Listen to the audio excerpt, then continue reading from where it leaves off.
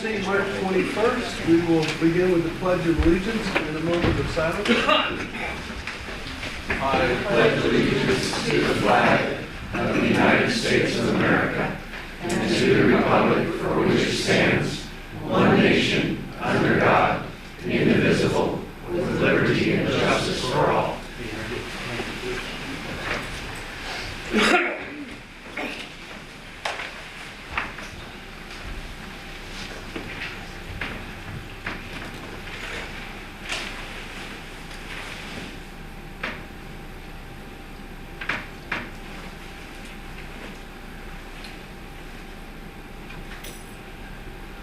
Okay, thank you.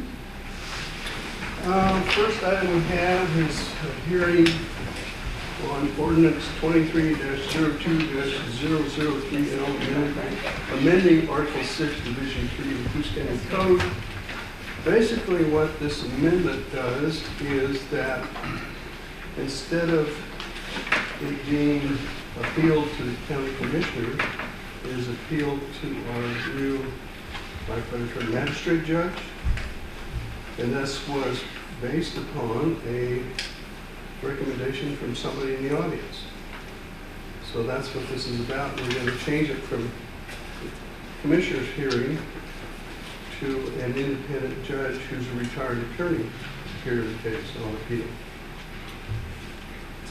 This has to do with people who have been excluded from county properties for one reason or another. A good example of that would be we've had in years past, I think we're getting a better handle on it, some out of control parties at some of our county parks. These are family facilities. They're not facilities for a bunch of people to go get drunk and carry on all hours of the night and do all kinds of bad things. So we, in times past, we excluded them from the county parks for a period of time, but it kind of comes from us, and when then we hear the appeal, that was inappropriate, and that was brought up at a public hearing, and so we've dealt with this differently now. So the appeal is heard by someone who is not invested in having these people excluded from county property.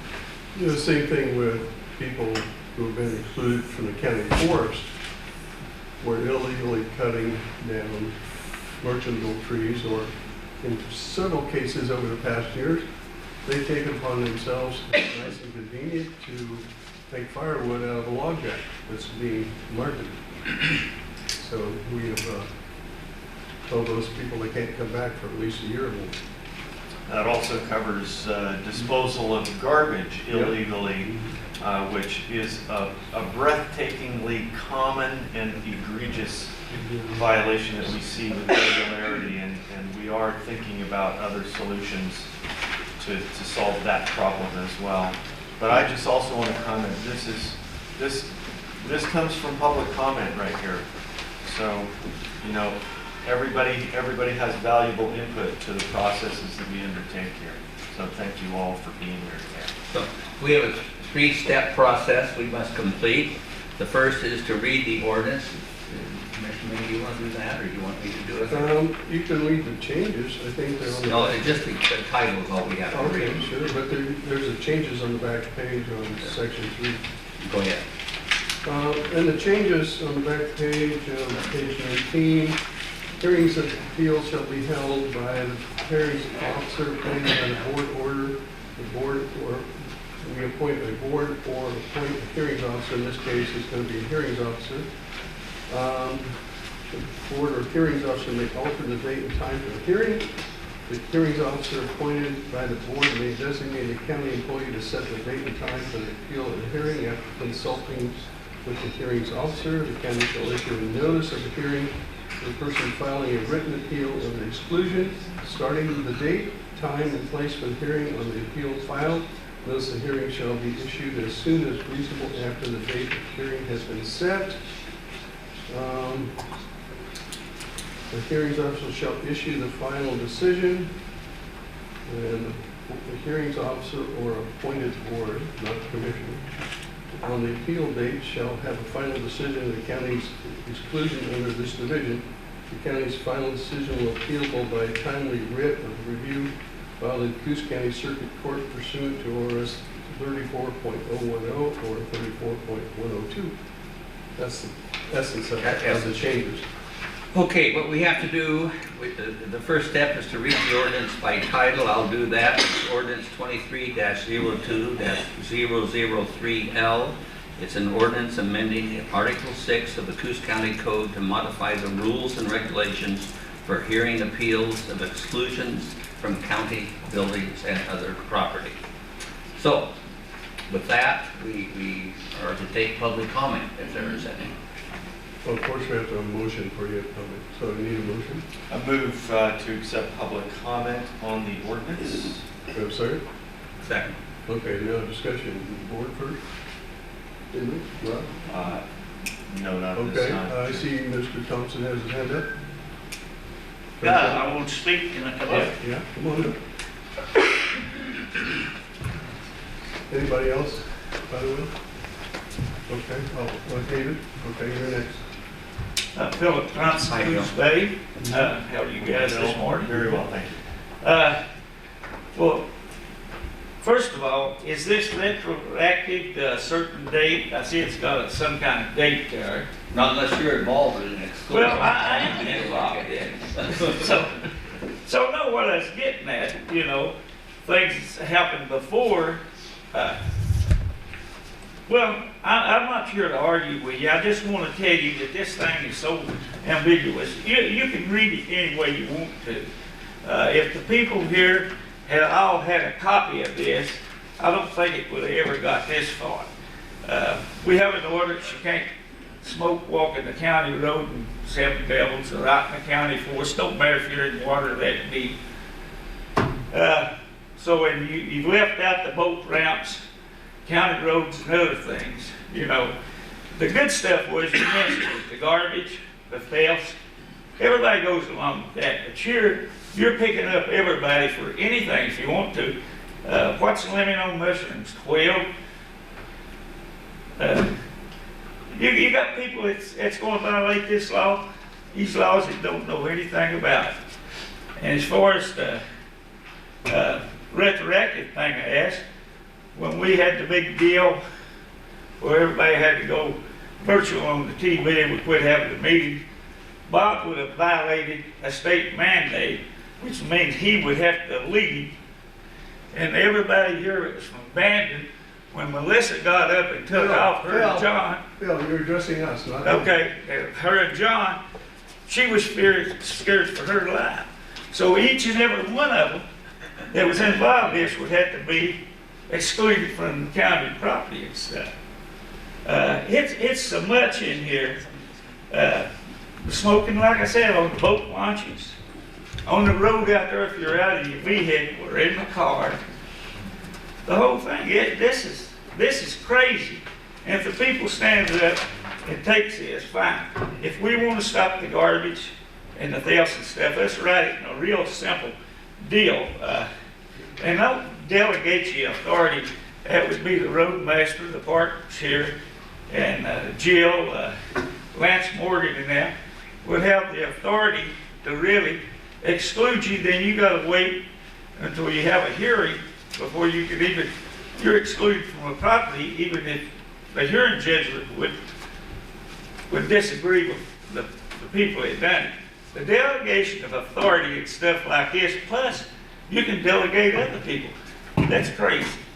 And I would wish that you turn it up or burn it up right now rather than subject everybody in this county to the laws and you can enforce them any way you want to. Thank you very much.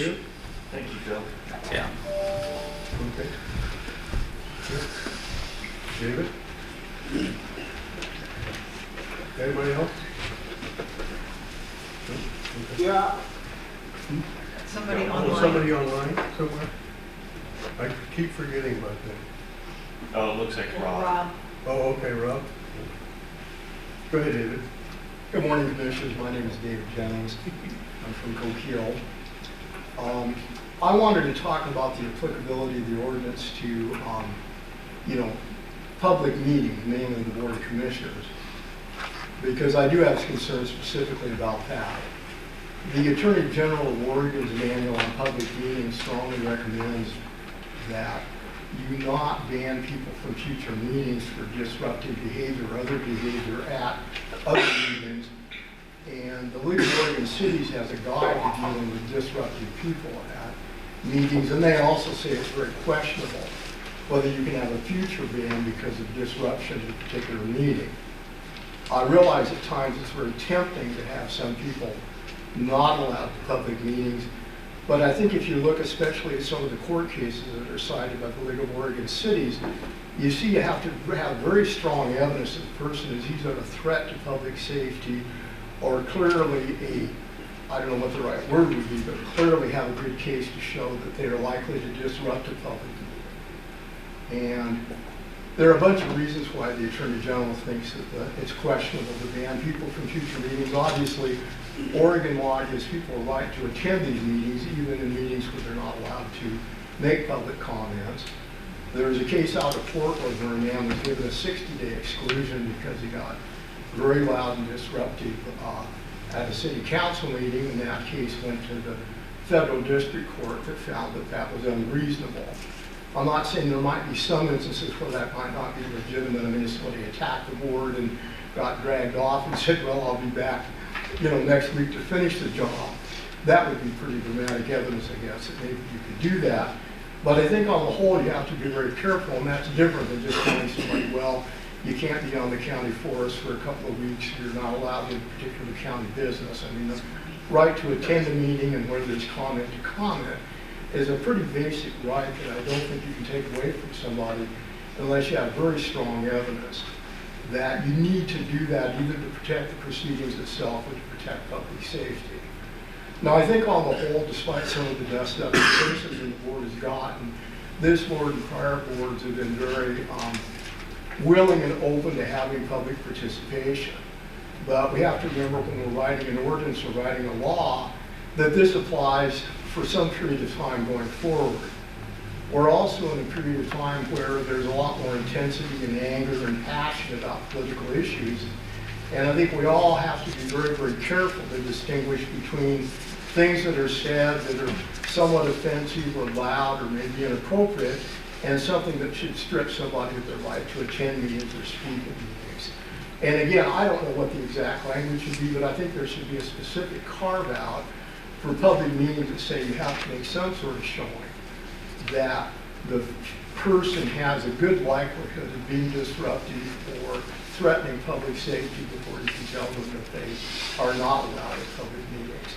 And obviously under this system, somebody can appeal it, but before you could hold a hearing, there would obviously be meetings that this person would not be allowed to attend. So I'm uneasy about the ordinance, especially as it relates to that. Though I don't mean by that to think that this board at least would arbitrarily just decide to ban somebody from meetings and not have good reason. But especially if you looked at that fairly short publication, League of Oregon Cities, you'd see a number of cases, law cases, court decisions cited in federal court that I think you might give you pause as to whether you really want to quite have this kind of language as it applies to meetings of the board and other meetings of county bodies. So anyway, that's what I have to say. Thank you for listening. If you have any questions, I'd be glad to answer them.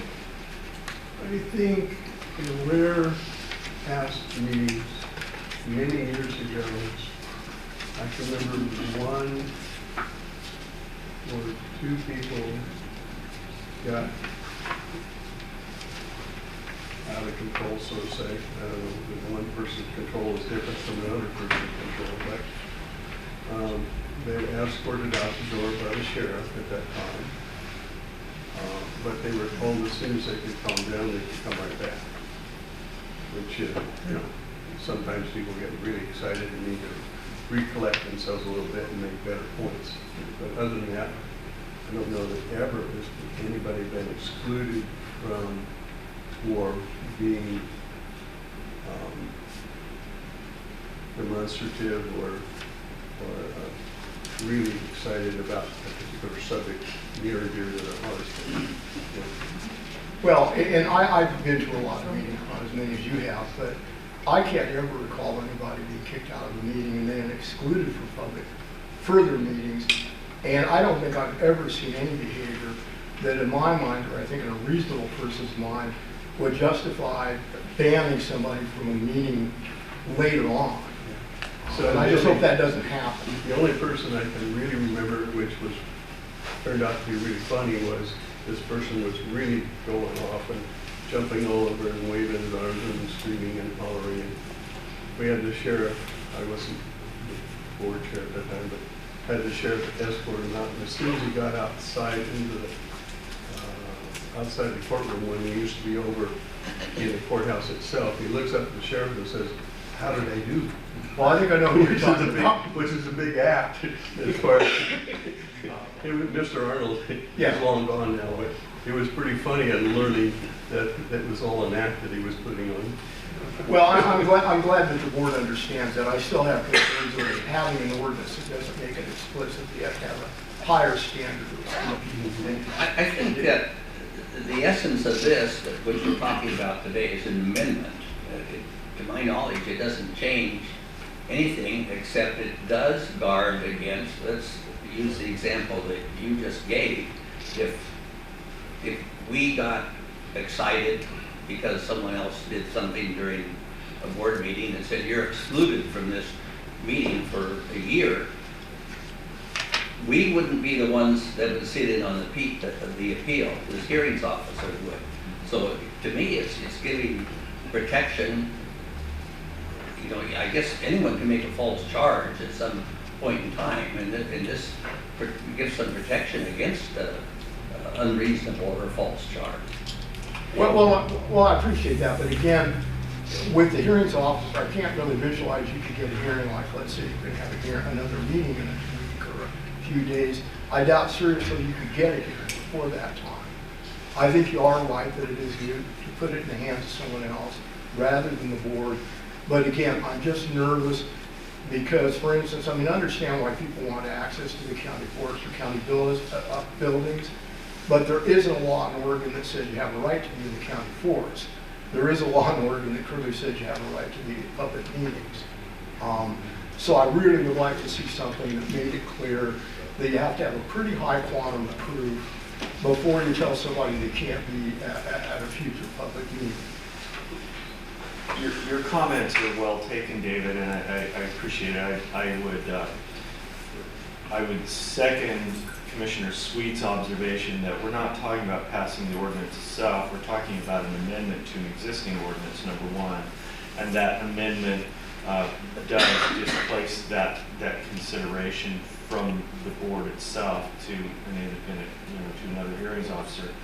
But the other comment that I would make is that it is very difficult to craft language in exactly the right way always to accommodate everybody's concerns. I appreciate your expression about a carve out for public meetings, but I would also harken back to your observation that this board, I believe the prior board, was not predisposed to exclude people based on the content of their speech.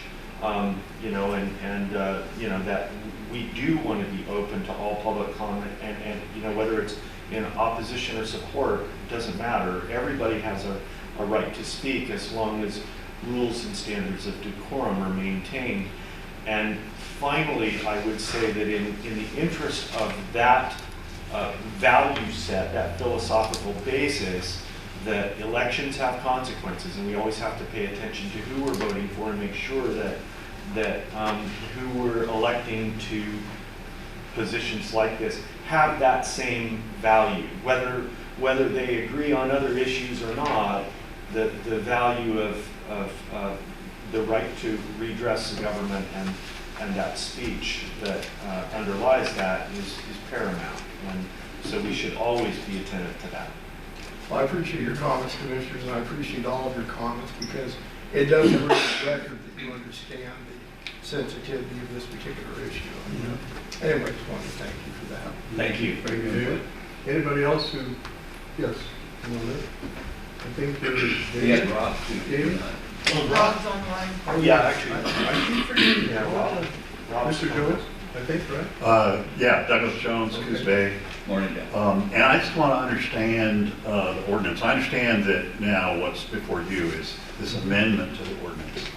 But at this point, I'm kind of confused about the ordinance itself.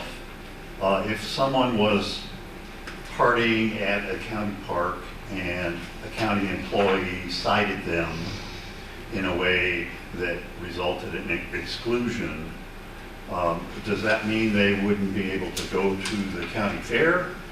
Or on other county property, or is it specific to the place it happened, or how does that work? In my experience, it's always been specific to the place it happened.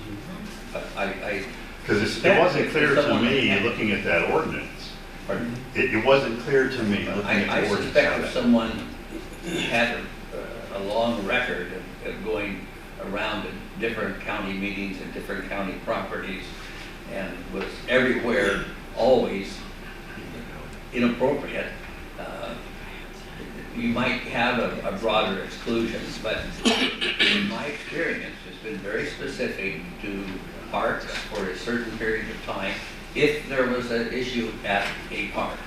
Oh, So the citation is written kind of in that manner? Parks writes these things out. Yeah. And so it's written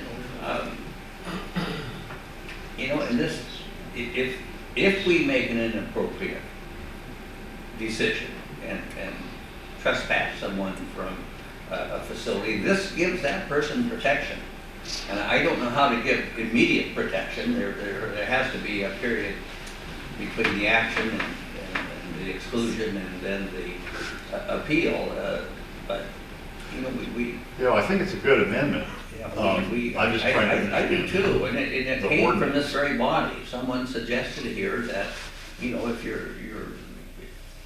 it's not in keeping with the way our government runs. We separate executive authorities and legislative authorities and judicial authorities. And we've taken a step toward doing that with this amendment. And that leads to my other question about the ordinance itself is, in these situations, how do county employees who are issuing these citations, how do they interface with law enforcement? I mean, it seems like in certain situations, in many situations, there would be laws that have been broken. And so is then that referred to the sheriff's office, or how does that work?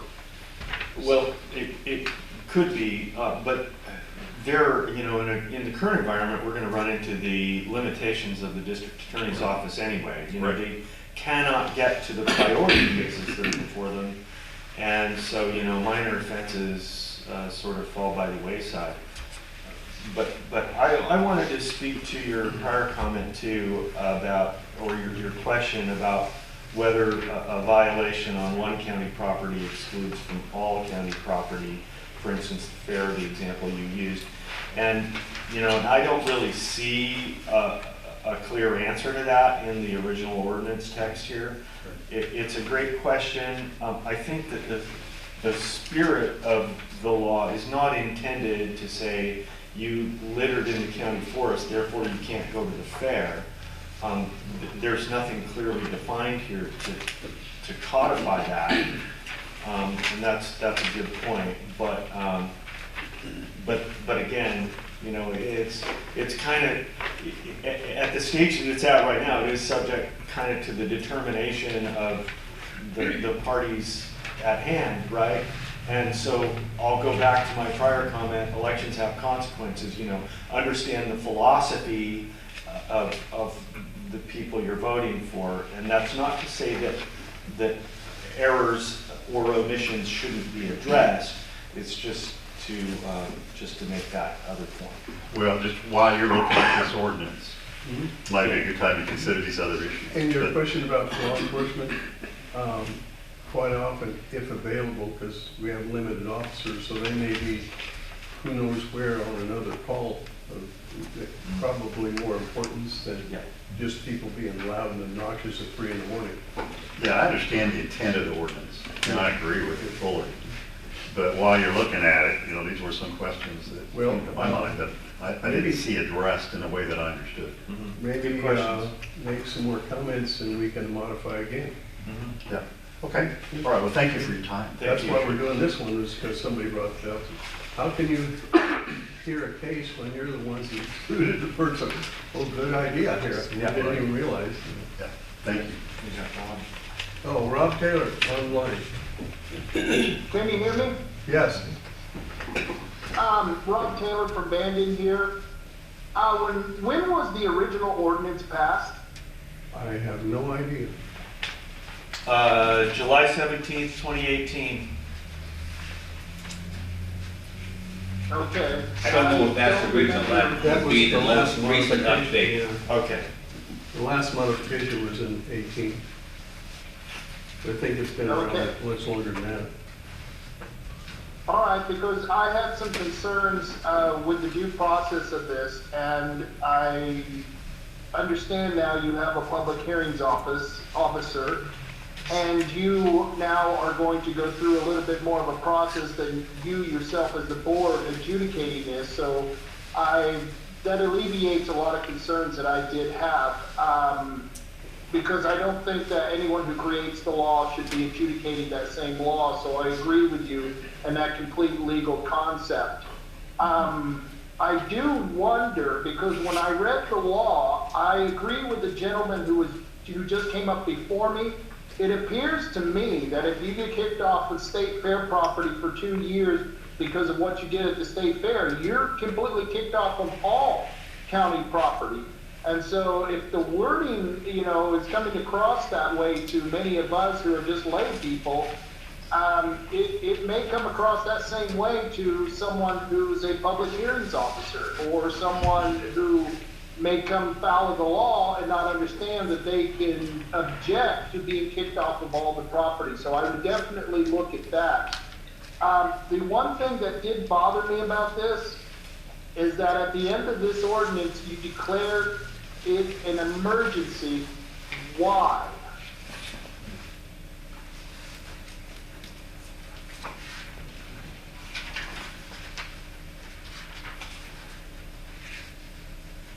I think we have someone here that's helping our county council in his absence, and perhaps you could speak to that.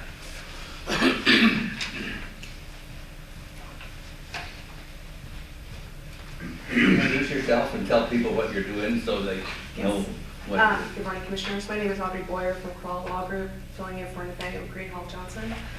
To the questions about whether the exclusion would be specific or general, it's important to first note that the standard for the exclusion is reasonableness, and that is a term that is defined in the law. And if you look at, let's see, it is section 6.3.060. It states that the person in charge who is making the determination whether a person can be excluded or not has the discretion to make that exclusion from all county property, or that it can be limited to certain specified property or buildings. And it lists a number of factors that are to be taken into account. So you'll have the initial determination by the person in charge confronted with a person who is acting disruptively to make the decision about should that person be excluded or not, and then applying these factors, should that exclusion be from all county property or from the specific property where this conduct is occurring.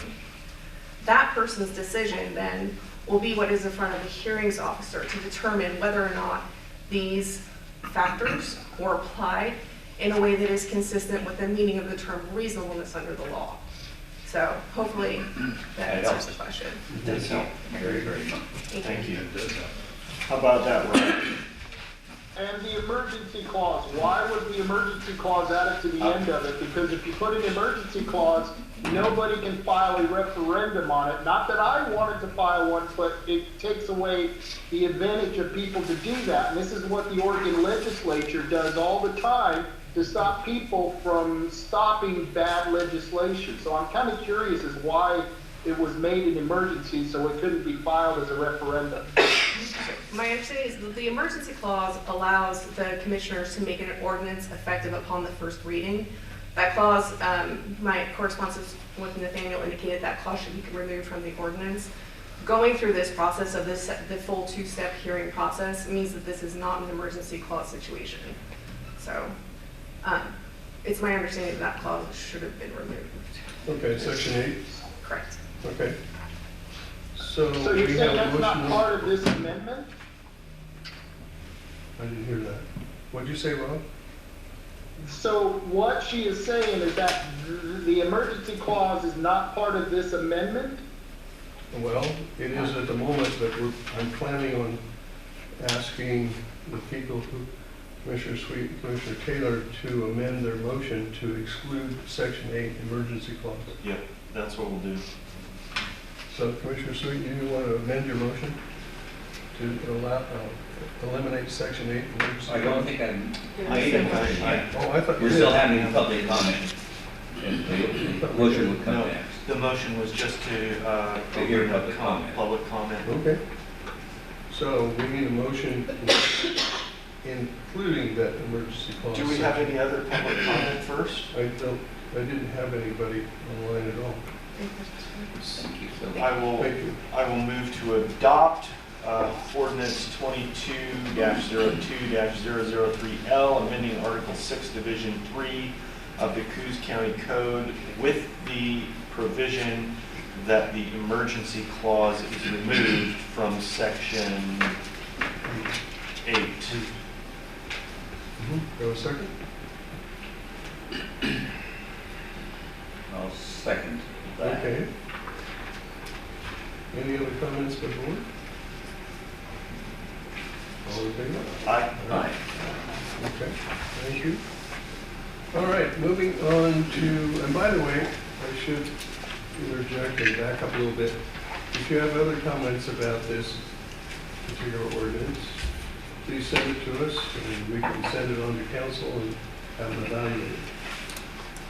Okay, all right, moving on to 3A, strategic plan presentation by Tuesday North Van Convention Bureau.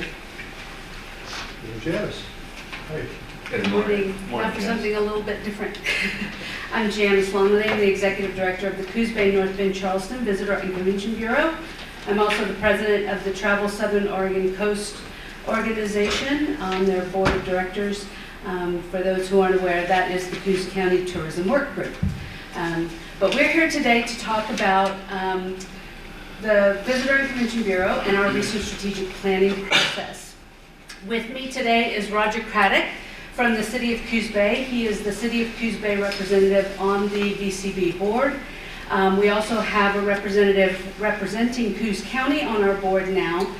His name is Tim Hyatt. He is with the Sunset Bay Golf Resort and Charleston Merchants Association as the voice for the county on our board. And we now have the county on our board because the voters of Coos County approved the lodging tax on Charleston-only lodging properties at the request of the Merchants Association. So we're very pleased to be here to actually present for the first time as a member of, as the county being a member of our intergovernmental agreement for the VCB. So we started out many years ago as a very stable three-legged stool with the City of Coos Bay, the City of North Bend, and the Coquille Indian Tribe. We're even more stable now with our four-legged stool that includes Coos County. I won't go too much into the budget, but this just gives you an idea of where we were after a quarter and a half of the fiscal year. We were at about 50% of our income, with only having spent about 34%. Now, none of this budget includes what we are anticipating getting through the Charleston lodging tax. One, because when we did the budget, the vote had not passed yet.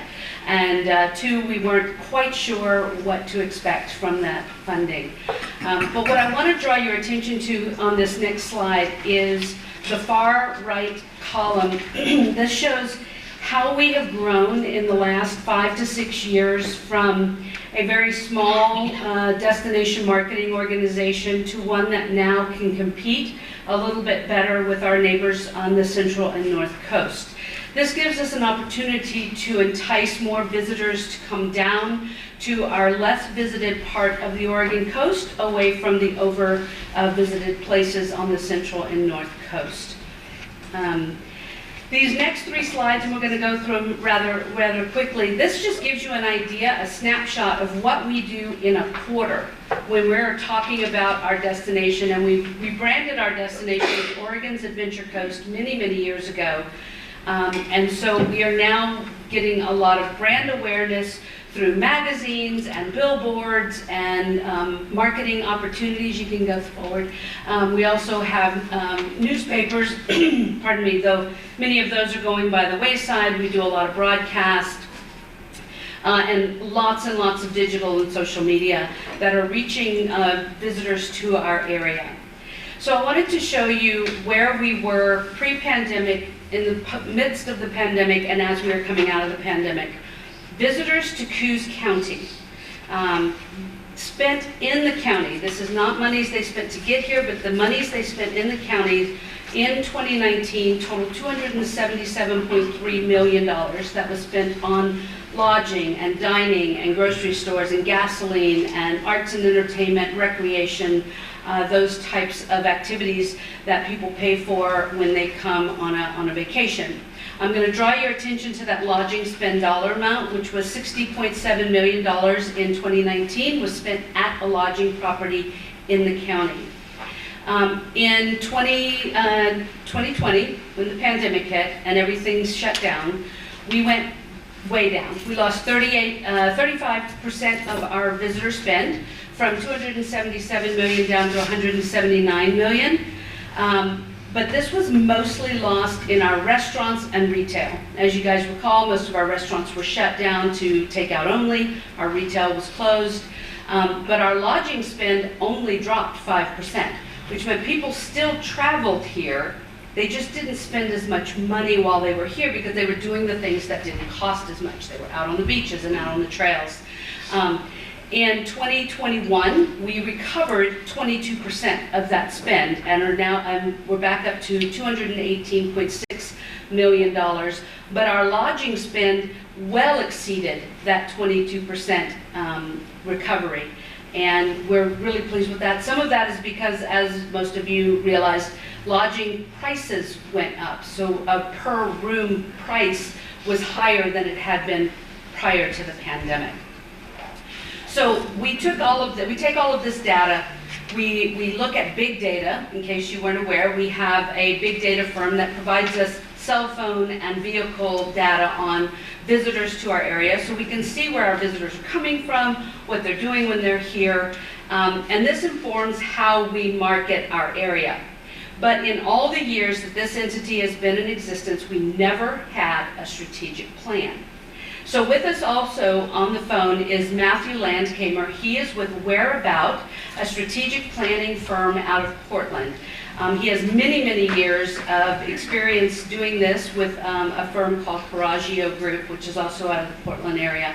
And he guided us through this process. And so this is kind of hard to see, but I'm going to let Matthew jump on here now. He's on the phone with us. Hi, Matthew. Hello, Janice. Can you hear me all right?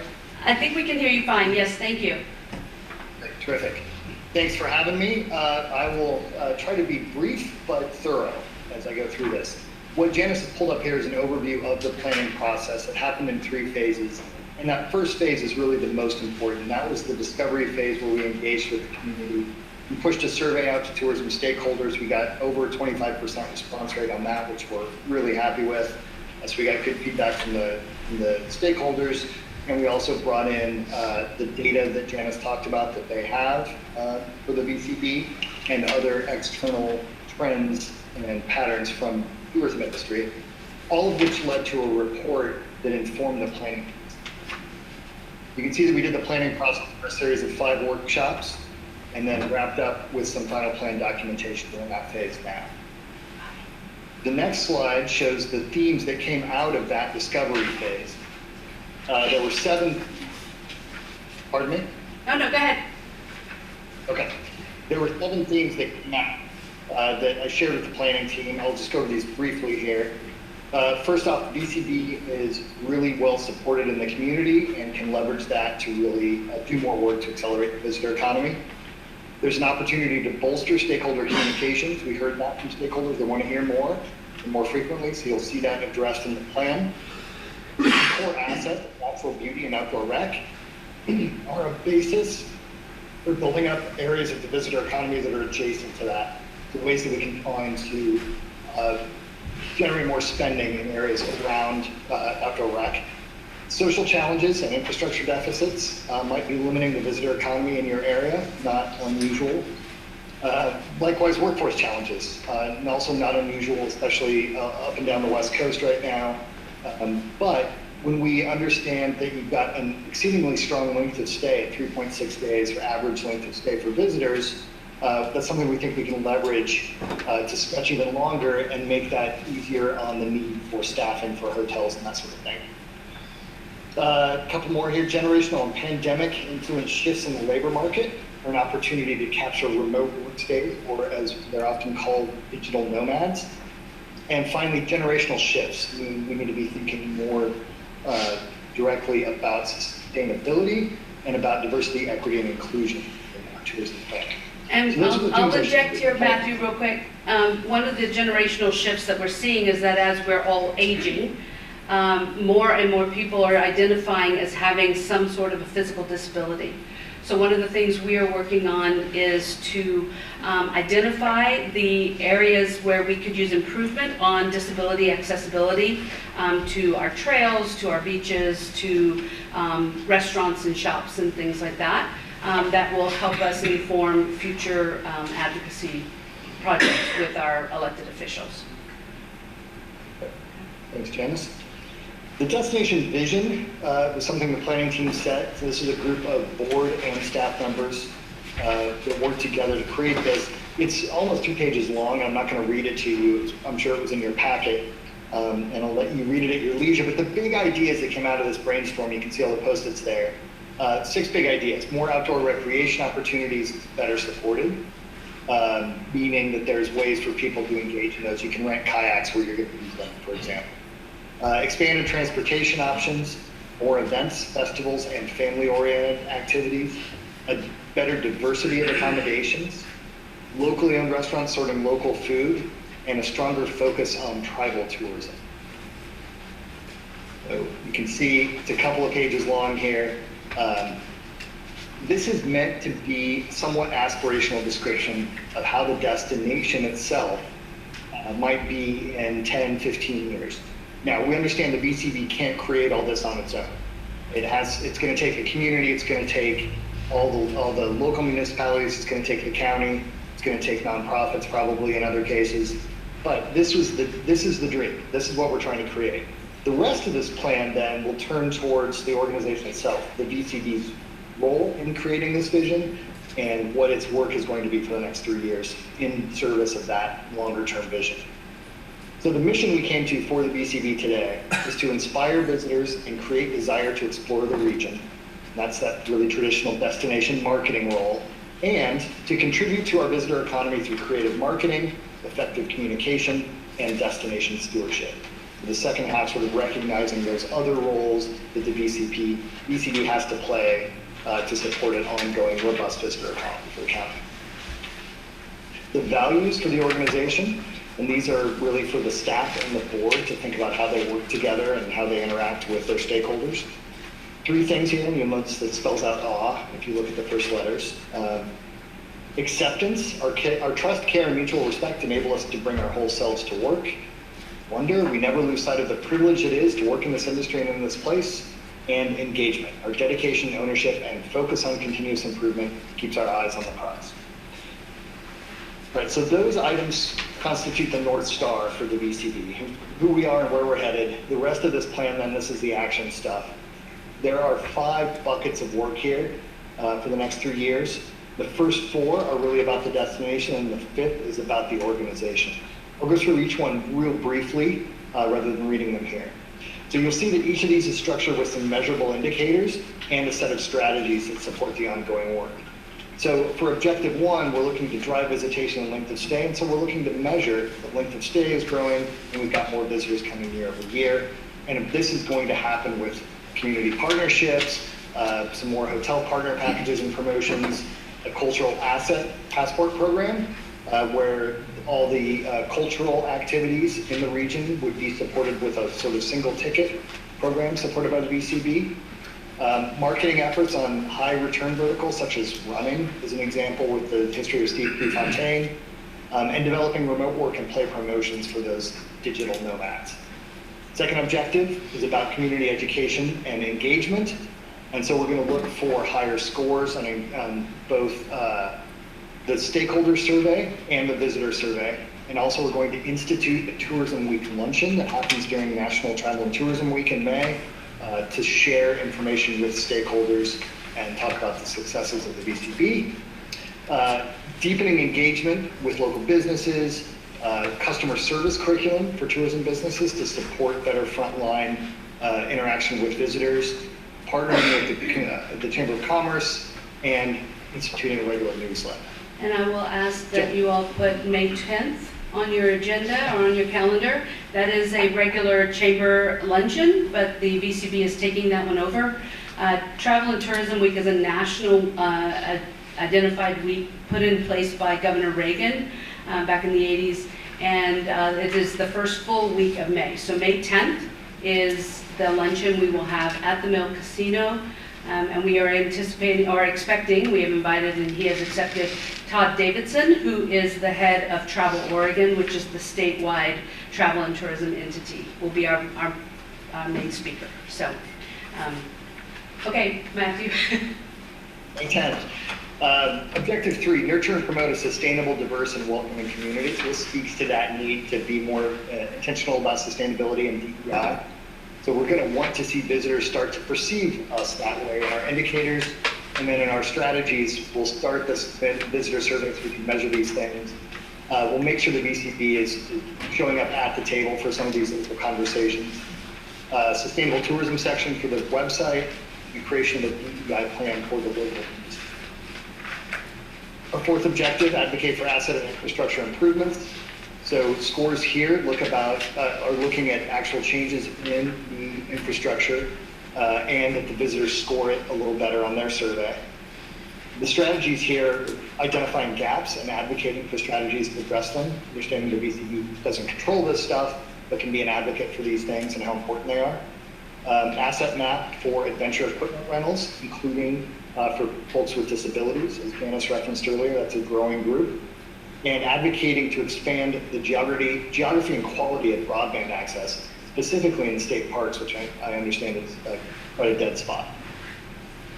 And the final one, supporting the organization to support all these other strategies, building the organizational capacity. We're going to look at replenishing our volunteer headcount, growth in the open rate on stakeholder emails, and a general satisfaction score from stakeholders. And we'll do that through hiring some PR contractors to deepen our bench, do some of that extra work, skills and capabilities gap assessment for the team, professional development plan to support that, and enhanced volunteer recruitment. It's a lot of work for Janice and her team for the next 3 years, but we did narrow it down to what we thought was realistic and achievable. So when I started in this role in 2017, it was me. I was the Visitor Information Bureau. And since then, we have added 2 full-time staff, and we have a cadre of about 21 volunteers that help run the Coos Bay Visitor Information Center. There are other volunteers that help run the North Bend Visitor Information Center and the Charleston one.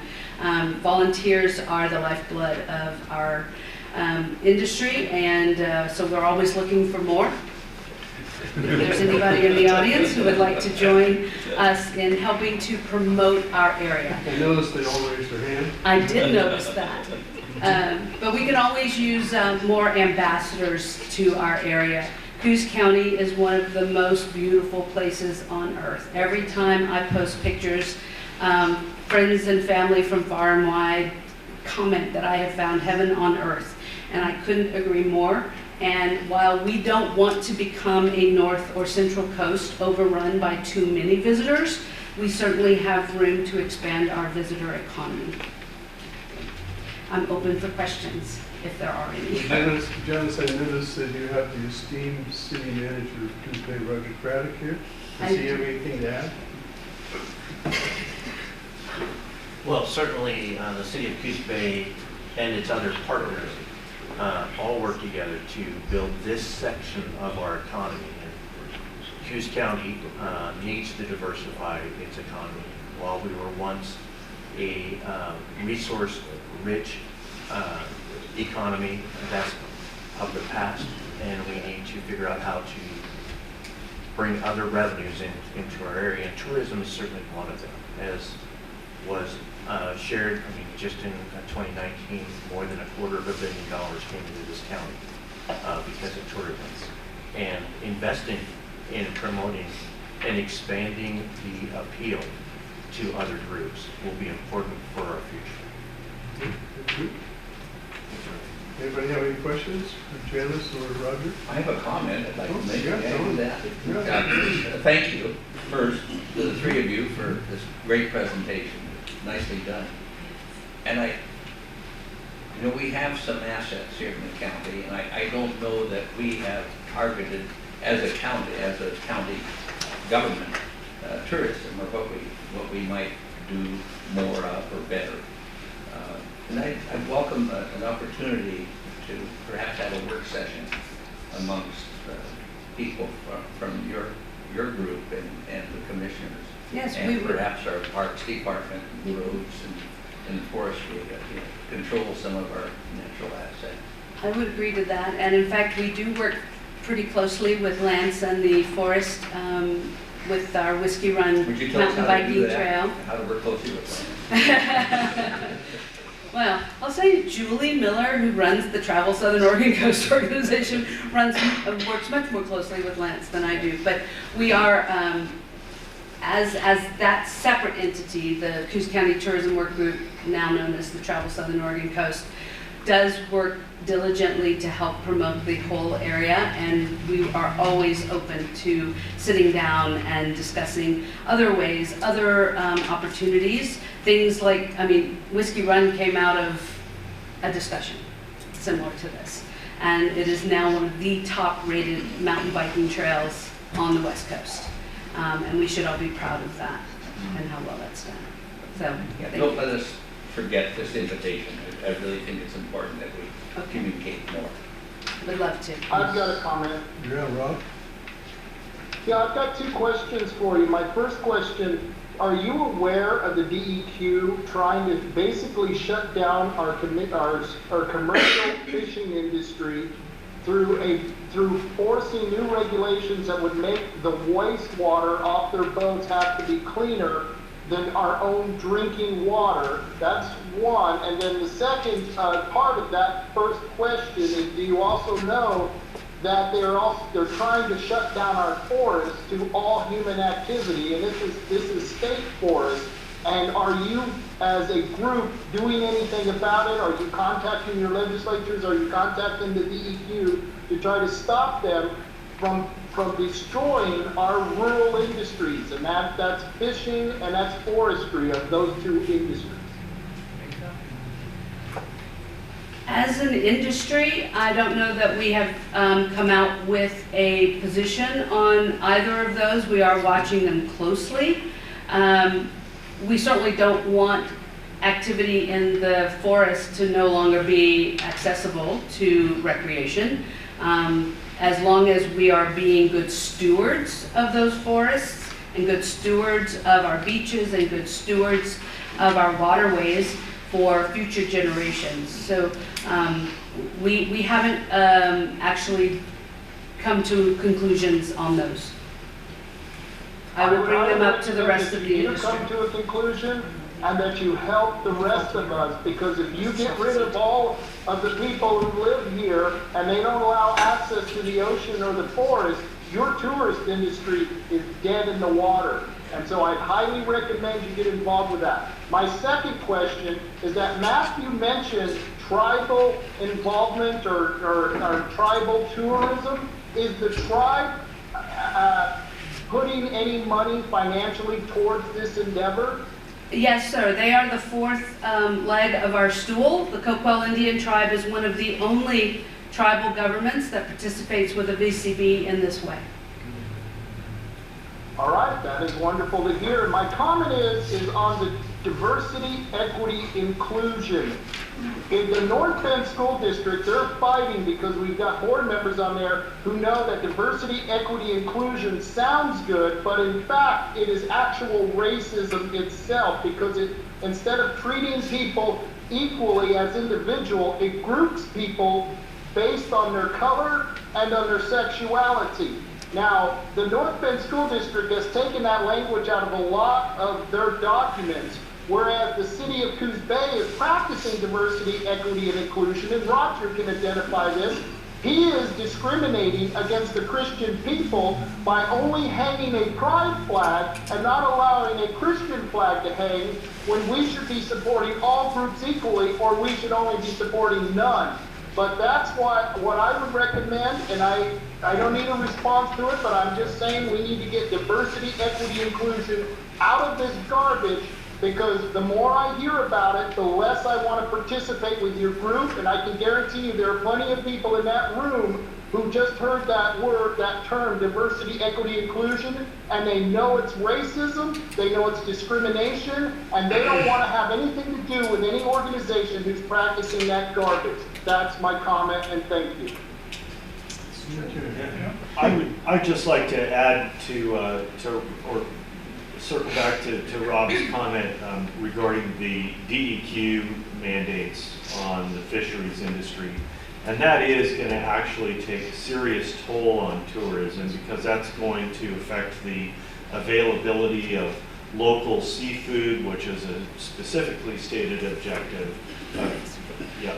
And so as a member of the Board of Commissioners here, as well as a member of the TSOC board, I certainly will be advocating for us taking a position in opposition to those DEQ regulations, and I hope that we can get there as a group. And that takes more than as an individual to be able to do that. So I think we can come to consensus on some of these issues. Yes. OMFA, the Oregon Coast Visitors Association, has instituted an entire program about keeping local seafood local. So I know that it is important to all of the coast to ensure that our fisheries are healthy. The more unified our voice in opposition to these outrageous regulations, the more effective will be our opposition. If you don't know, the Pacific Seasons out there in Charleston uses Coos Bay waterboard water, which we all drank over the years. When they use it to process their seafood, the DEQ wants all of the chlorine and stuff removed from the water before it goes back in the bay. Even though when you flush lines for fire departments, fire, all that water goes in the bay anyway. They're not opposing that, I don't know, in the sewer treatment plants. You have to remove all the chlorine too there. Yes. Yeah, which is somewhat ridiculous because we're all drinking this water. Yeah. Huh? And not only that, It doesn't make any sense at all.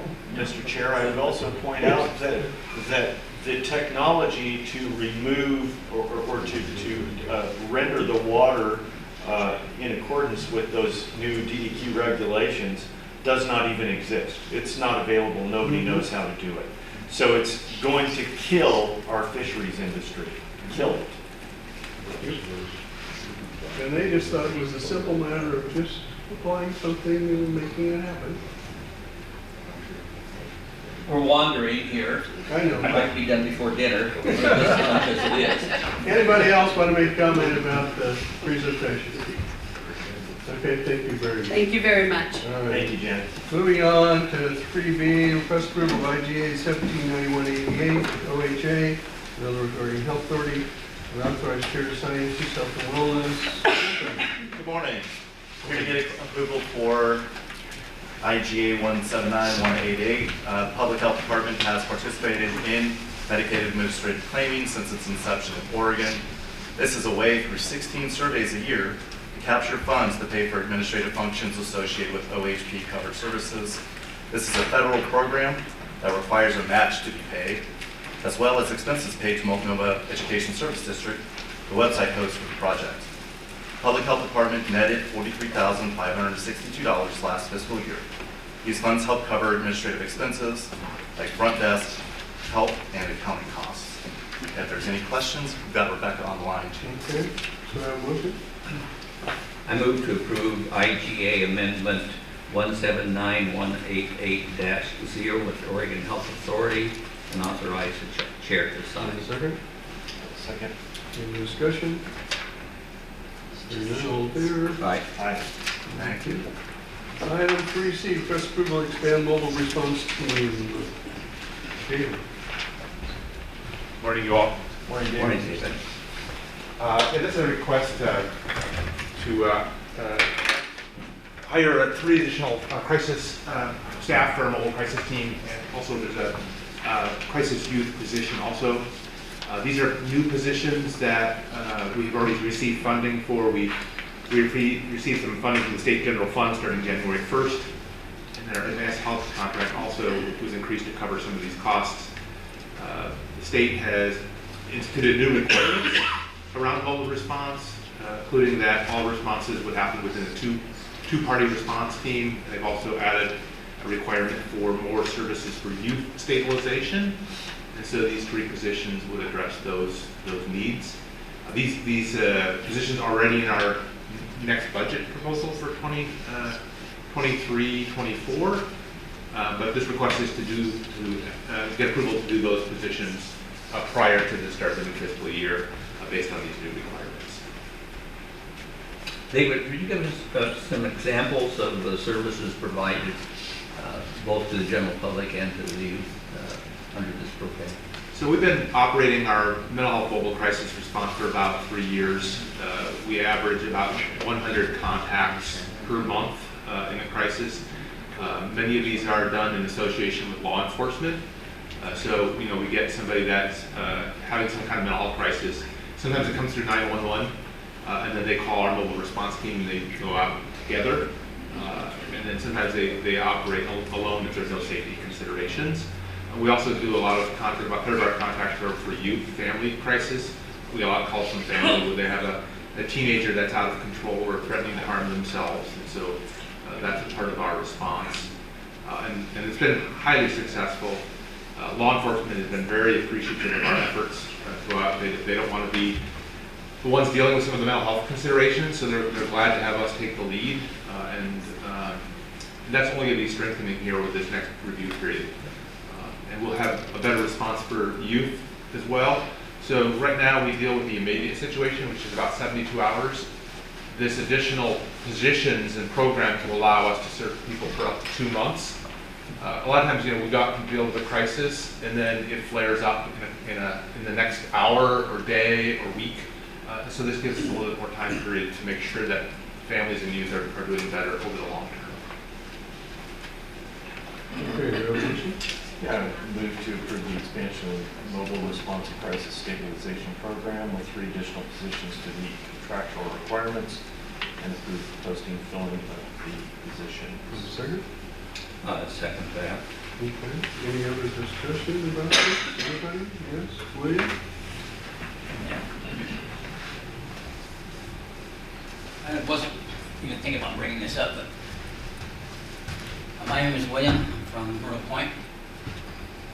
I'm familiar with the response team. I was just wanting some questions about it because some of the things they told me that day when they came to visit my brother didn't seem to help the situation much. And what it was he was beginning to hear voices and getting schizophrenic. In that process, I was trying to take care of him, keep him safe at my house. And he began to get violent eventually and attacked my other brother. And then I figured out later, after the fact, that he threw some boards through my RV and broke some windows. I thought it was just some random thing, but it turns out I don't think it was. And then he actually got some paint in my garage and tagged around my whole house with red paint. And just spelled a lot of words around the whole thing. It looked like Amityville Nightmare or something like that. But point was, your people came out and they told me they really couldn't do nothing for him unless he was willing to kill himself that day. Now, so he got no help that day. And so he was in a weird situation. And being too dangerous to be at my house, I didn't know what he might do next. I put him in a tent with my other brother over at Sturman Park, because they said they were going to try to get him some help. So the process took almost 2 weeks before they even got an appointment, where I was trying to get him on some medicine so he wouldn't hear voices. So what happened is, right in the middle of that, just one day before he was supposed to go in, as he was waiting to get some help, because he was willing to try, he just got up and walked away. And now it's been 3 months, I have not heard or seen him. I have no idea where he's at. I contacted the food stamp office to find out if he even used his food stamps. He hasn't used even his food stamps.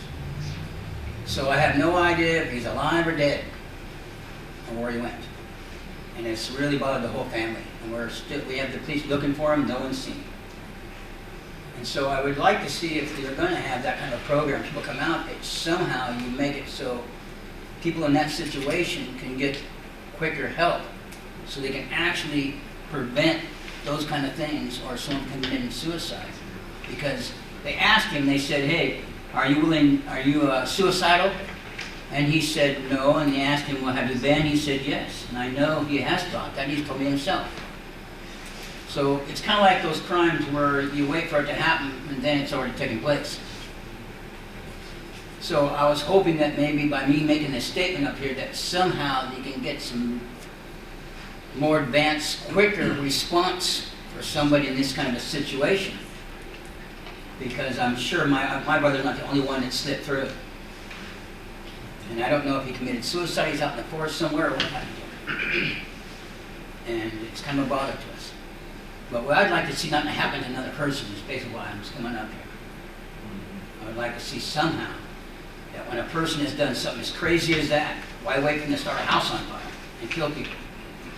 When you can actually put them someplace where they can be evaluated really quickly because they're willing to go. Instead of setting rules that, well, unless he's really killed himself today and he said he's going to, we can't pick him up. So I think there needs to be some working on some of those rules and how you help people. Because I've been out in the streets a lot working with poor and people like that. And you never know when they're going to trip, but if they're willing to get help, it should be a little quicker than weeks down the road. So that's my comment. Thank you, Lou. And I'm aware of a similar story. Somebody who called me and related that their relative was going to commit suicide, a young man. And when they called, it was, well, we can't come out because there might be firearms in the building. And they said they could bring them in. Well, they don't have any openings until X weeks down the road. I don't know exactly when, but it was quite a while. And this person is threatening suicide at the moment. And so you would think that they would respond and say, get that person in here so we can help them. But that wasn't the case. So I would really encourage you to have a different plan. And somebody's talking on the phone and saying, well, we can see you in a couple, 3 weeks. Well, that's not now when the person's having those issues. Yep. Anybody else? This motion from North Bend, just real quick, just listening to this.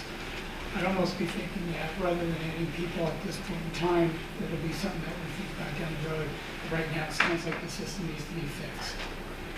It sounds like it's not working appropriately, or it's not doing its job, and I don't know if it's a situation where training education or whatever, but it just seems like it's not working, and rather throwing more people into the system and having a bigger system that's not quite working, that the system gets fine-tuned, find out what needs to be taken care of, and then once that's figured out, then maybe bring in some people to add to that, because then you'll have a stronger response. Thank you, Mr. Bushnell. One comment I would make in response to that is that one of the challenges that all county agencies that interface with the public face is a lack of staffing. And I would suspect, and David can confirm this true or not, that those limitations that the challenges you're speaking of, the limitations that William spoke of, are largely due to inadequate staffing, and that this actually is intended to address that. Am I correct, David? That is part of it, yes. Yes. If I could answer a little bit some of the other comments, if that would be helpful. I think there are two aspects here, and I completely want to acknowledge the speaker's concerns. I would say that my staff would share identical concerns, honestly. There are two aspects. One is certainly the lack of providers to do the work, especially for psychiatric medication services. We do not have adequate numbers of providers in the area. They're extremely hard to recruit. And so the delay between somebody needing help and our ability to get them help is a problem. The other part, though, that one of the speakers was talking about is also true, which is our ability to intervene is really confined by current law around civil liberties, around civil commitment. And so we're often in a position of watching a slow-moving car wreck with an inability to intervene until it actually occurs, until the bad event happens, and only then are we often able to intervene. And it is heartbreaking to hear people's stories when we are confined by current law and statutes around it. And so yes, we end up sometimes not being able to intervene in areas where we would love to be able to act more quickly than we are able to. So I think there's really two things. One is really our legal constraints, which are designed to protect people's liberties in these situations, even when it appears to their detriment. And also the lack of certain key staff and providers in our area when somebody's wanting help to be able to strike when the iron is hot. So I think it's kind of both of those two things.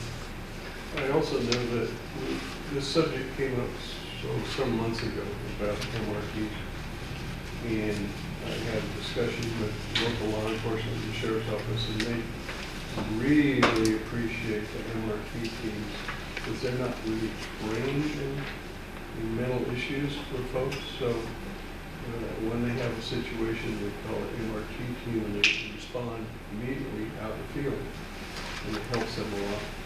I think that's correct, Sheriff? Yes, sir, very much so. Not here comes Sheriff Taylor. Sheriff, for you, good guy. I will say, just play devil's advocate on that. Anytime we have called, they've come out, they've been available 24/7, and we do really appreciate the assistance on scene. Thank you. Anybody else? All right, call for the vote. All in favor? Aye. All right. Thank you, David. Review, request approval of second contract agreement with West Coast Contractors. Morning, Paul. Paul Slater, Local Works Director. So there were some unexpected subsurface conditions out there on this retaining wall repair in the middle 5 anchors. That's been redesigned by the engineer. The steeper angle, which requires some changes to the anchors on the existing wall, which necessitates this additional work for $108,533. So, motion? I move approving the additional compensation of $108,533 to be spent using ARP funds and sign the second contract amendment with West Coast Contractors. Second? Second. Discussion? For those who wonder what this is about. The county has a natural gas pipeline. It runs in part along the railroad track, the old railroad bed between here and Myrtle Point, which in turn runs often right along the river. The river eroded away part of that railroad bed and threatened the safety of the pipe. So we had to do, put in some sheet piling and tie them back in order to preserve the railroad bed and the pipeline, which is really an important ingredient to a lot of the jobs we have here in the county and some of the homes, a good number of them. So. Okay. Any comments? Hearing none, all in favor? Aye. Aye.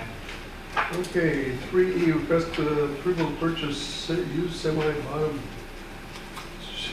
Belly dump trailer. It says dump trailer, but. Yeah, it's a belly dump. Bit of it. So in July, the board had approved us to purchase a 2004 used dump trailer.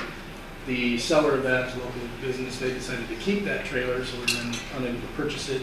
We have now found another trailer that would suit the purpose we're looking for $38,000, and that's again from a local company. We did get 3 other quotes of comparable trailers. They ranged from $34,000 up to $7,000. They're all used.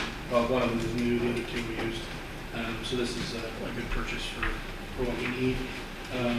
It's also a little bit shorter belly dump, which will allow us, a lot of our county roads are tight, we don't have a lot of room, so a shorter trailer makes it more usable for us. So just request that the board approve the purchase for $38,000 more. Entertained a motion? I move approval of purchasing a used 2021 Ramco LW21-32 semi-bottom dump trailer for $38,000 from Wyatt Timber LLC. Second. Okay, discussion? Hearing none, all in favor? Aye. Aye. Moving on to 3F, request approval to purchase above-ground diesel storage tank. So we're requesting to pull that item from the agenda today. We did receive a 4th quote that was late, or just later than we thought we'd get it for the board meeting. So we'd like to evaluate that. It looks like it might actually be the lowest price. May end up being the one to select. We'd like to evaluate that and bring it back to the board at a later date. Probably bring this meeting to the table. Thank you. Yeah, we pulled it.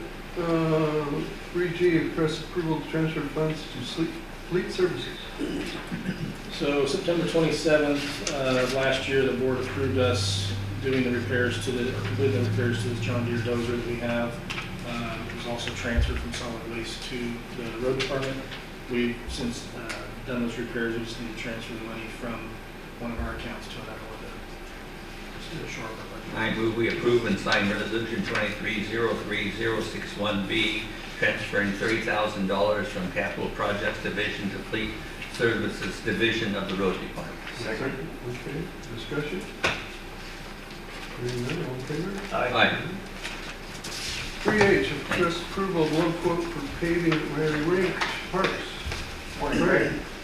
Morning, Commissioners. Craig Stover, Coos County Parks. Okay, we have a grant here that, let me take the clip out of the way. We've been awarded an ATV grant number ATV-22-05LG22-038 from the Oregon Parks and Recreations for the D-loop paving project at Riley Ranch for the amount of $94,832. 73.2 of that is funded by the ORPA, and the county parks is funding the 26.78% of the match. Okay. We would like to approve Knife River for the project. I move we approve the low quote for Knife River in the amount of $94,425 and approve spending authority for the Riley Park D-Loop paving project. Second. Any discussion about this? There's quite a disparity between those 2 quotes. Any explanation for that? Well, the biggest thing is Knife River, they're the ones that make the asphalt. And they can get it for a tremendously cheaper price than other vendors that are buying it from them.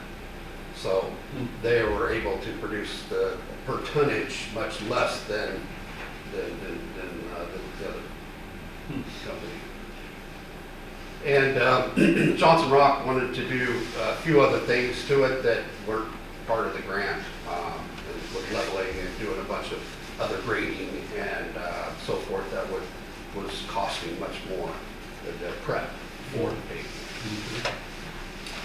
Well, it's a shame because certainly, you know, personally, my preference would always be to see a business like this going to a locally held company rather than one that's not. Yeah.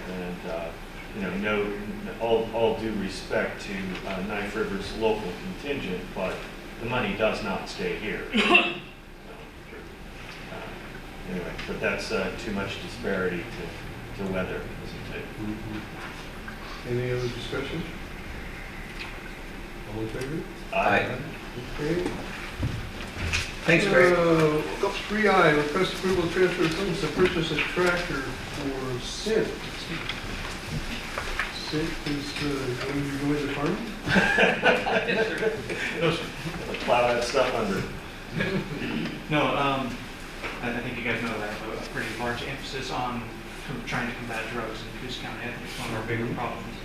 And while marijuana never really was one of my intents, since we exist largely through grants and forfeitures, one of the bigger grants we got was marijuana eradication for illegal grows. And there are a lot of issues that come with marijuana, illegal grows as well, such as chemicals in the ground, water usage. So one of the recent, and I was a little surprised to hear this, one of the recent best and most accepted practices for marijuana grows when we're eradicating these plants, instead of taking them, hauling them somewhere, burning them, burying them at the county dump as used to be done. What they're doing now is actually taking the tractor to the grow and burying it on site. It destroys the plants pretty quick. So this is the current practice that's going on. And in this case, this is a request to use, to move $14,566 into Fund 421.60.01 in order to make the purchase. We did get 2 quotes from the manufacturers, the main distributors for the area. And the cheaper one was $24,521 to purchase the Bobcat, while also granting the signatory authority so we can continue working in the same. Do you want to go ahead? Yeah, I'll move to approve Resolution 23-03062B and authorize purchase of Bobcat while granting Sheriff Gabe Fabricio signing authority in this matter and accepting quote 3837E038937 as the awarded quote. Second. Discussion. Sheriff, does the Bobcat come with is it like a rototiller, or what's the procedure? No, it's actually, it'll have a bucket on it for digging up ground. So you dig the ground up, throw the plants in, and put the earth back over it. Apparently, and I don't know the science behind it, but apparently it decomposes so fast that it heats up and destroys the plants really quickly. Okay. So what's the total purchase price of this thing? Total purchase price was $24,521. Yeah, because we don't have that part. Oh, I didn't include? No, it's just the amount moved. Oh, So I was wondering, are they gonna, is this a used one or what this one? No, sir, it's a new one. Okay, so it's 24,000 and change, another 10 grand. on top, 24,521. Out of your budget, Out of the grant. out of the grant. Okay. This is using grant. The grant was already awarded. So. All right. All right. Any other discussion? Yes, discussion. Aye. Discussion? What? I think we got one on. Rob Taylor? Is that you? Yeah, I've got a question for the sheriff. I was just curious, is marijuana eradication the only thing you're going to use this tractor for? Right now, there's talk about, we don't have a place for it, but there's talk about using it to get our own range going. We've been talking to BLM about some lands that we've had before that will need some work. Anything else that comes up that we need it for, but don't really have anything planned right now. All right, that's good. And by the way, it's so much better to till the marijuana underground than it is to burn it, because marijuana actually helps the other plants. It's what they call a rotation crop that can be used to supplement other crops. So I do think that if you're going to eradicate marijuana, this is a much more sophisticated way of doing it. Copy, thank you. Thank you. Any other discussion about the tracks? Seeing none, all in favor? Aye. All right, moving on to 3J, request adoption of 2023 Natural Hazard Mitigation Plan. Yes, sir. So we've been working on this for about over 2 years with DLCD, which is the Department of Land Conservation and Development. It's 800-something page document that tries to address any natural hazard that can come up and what to do about it. So we're requesting the board approve the document and sign it, please. I move we approve resolution 23-03063C636, authorizing the chair to sign. I don't know if that's a C or an L. It's an L. L, okay. Sorry. Modify your motion to include it. Yes, I do. Okay, have a second on that? Second? All right, any other discussion? Thanks for making None, that. all in favor? Aye. Aye. All right, 3K, request approval to reuse equipment for radio upgrades. Reuse? Reuse, yes, sir. Almost all the radio upgrades we have are new. However, by reusing one of it's a combiner filter for Elk Mountain, which was always planned to be a phase 2 radio upgrade. It'll take care of the eastern portion of the county. We can reuse one that was taken off of 4 miles since we're no longer on that site. But we do have to have some work done to it. Let's send it back to the company, and we're requesting approval of expenditure for the rework of the combiners in the amount of $12,473 for Elk Mountain bill, and authorize myself to sign. If we bought it new, it would be closer to $90,000. Not a bad. Move to approve expenditure for the rework of combiners in the amount of $12,473 for Elk Mountain build, and authorize the sheriff to sign. I second that. Discussion? I will note that this will come from the emergency radio system levy. Yes, sir. Was passed a few years ago. Yes, sir. Not from general tax. Correct. Thank you. Okay. Any other discussion? Hearing none, all in favor? Aye. 3L, request approval to hire Jeff Lee at step 6. So this is the first time I've done a step 6. I don't have the agenda in front of me, but that's okay. Jeff Lee is actually a captain in Idaho. He is in charge of the drug task force himself, search and rescue. He's the equivalent of Captain Sean Sanborn from the division commander here.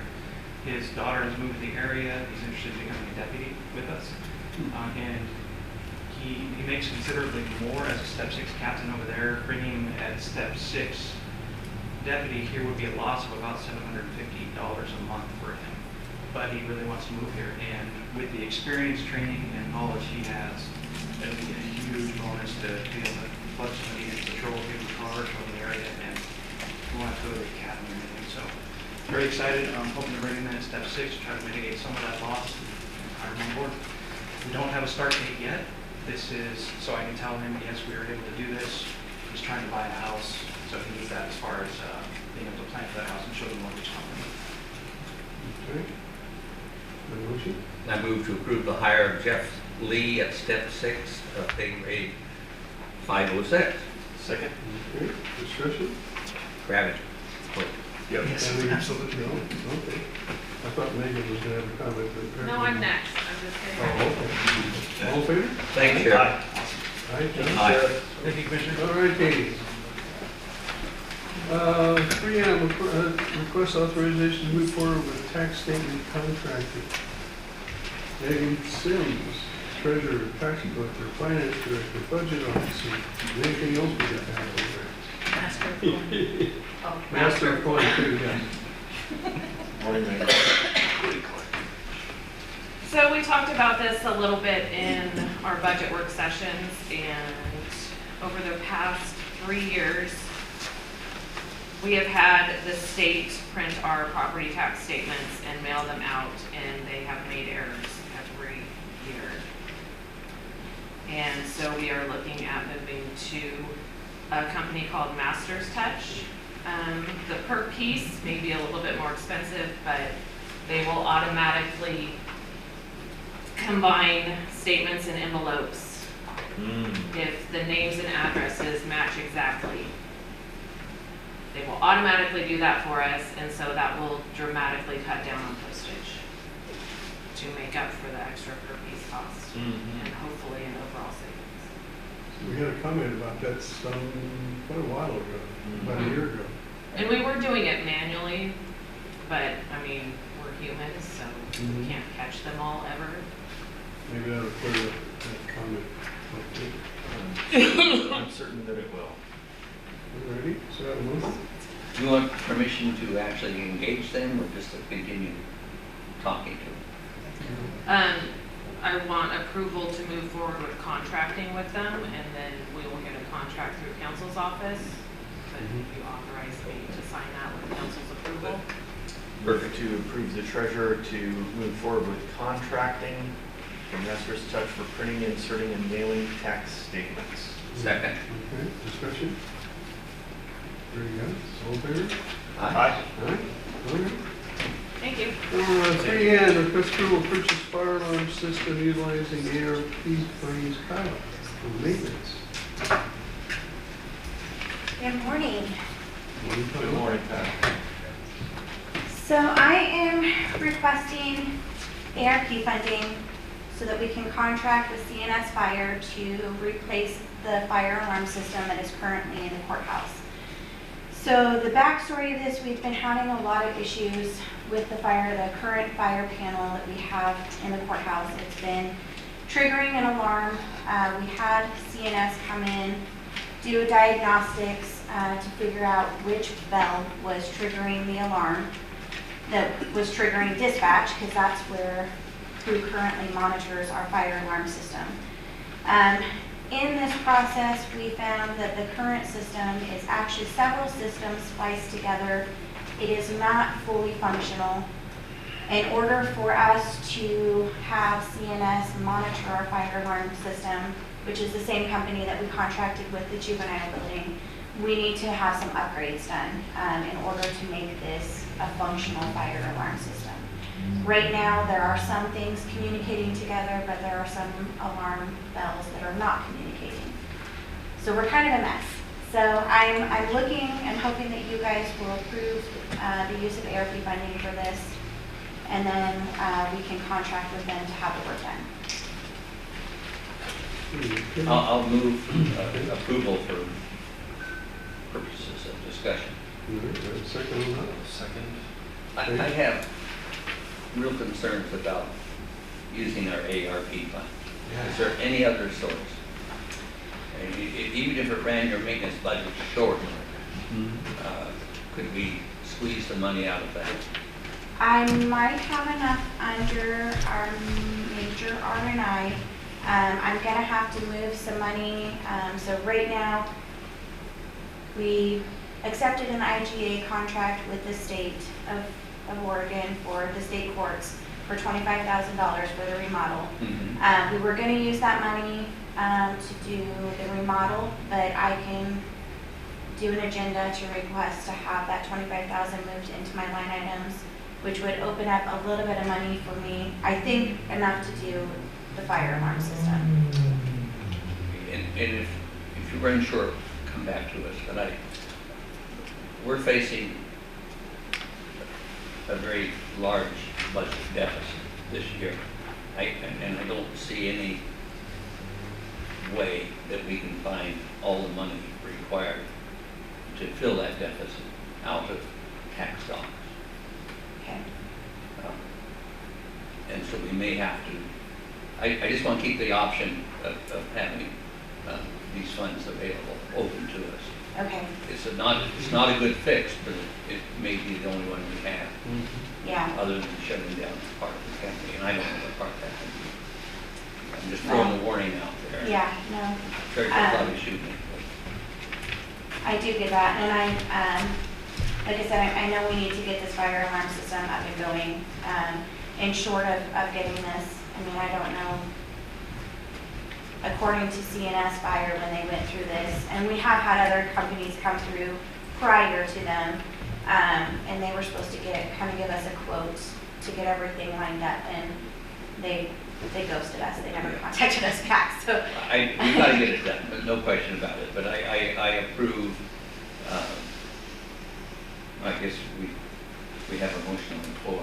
I withdraw that motion. If the second.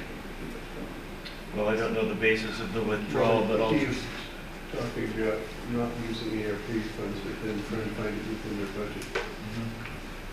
Okay, so are we tabling for that funding, or? No, I just want to move, I want to move approval of the project, but using existing maintenance funds rather than ARP He would funds. want you to withdraw your second so he can restate the motion. Yeah, I'll withdraw.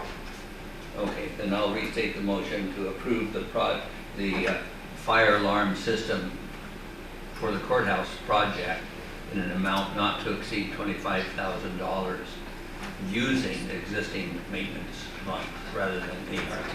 Okay. Do you have a second? Second. Okay, discussion? Very good. All in favor? Aye. So you know, if you don't know, everybody's still here, departments, citizens, we're roughly $3 million short in the budget. Not a fun thing. All righty, moving on to 3.0, request approval IGA for Transportation and Growth Management Program, Community Development. That's cool, remember? What? Oh, that's cool. Okay, good. Is there not here? 3P, request decision on retro rating plans. Ah, Sherry. Hello. So, every year we get notices from SAFE that we can close out current years of retro rating plan evaluation plans. And they are giving us the option of closing 3 separate years. I spoke to Wendy on this, and she does not recommend closing out year 2019, 2020, or 2021 to 2022. Year 2018 to 2019, if you decide to close that year out, if the county will get back the $96.44. It would just make it so SAFE would not go back and evaluate that year. Since the county doesn't owe any money, I looked at the claims, and I don't foresee any of those claims reopening, but it would be an option for you guys. And we, unfortunately, we do have to pay the 2021 and 2022 year, which is a total of $162.88.12.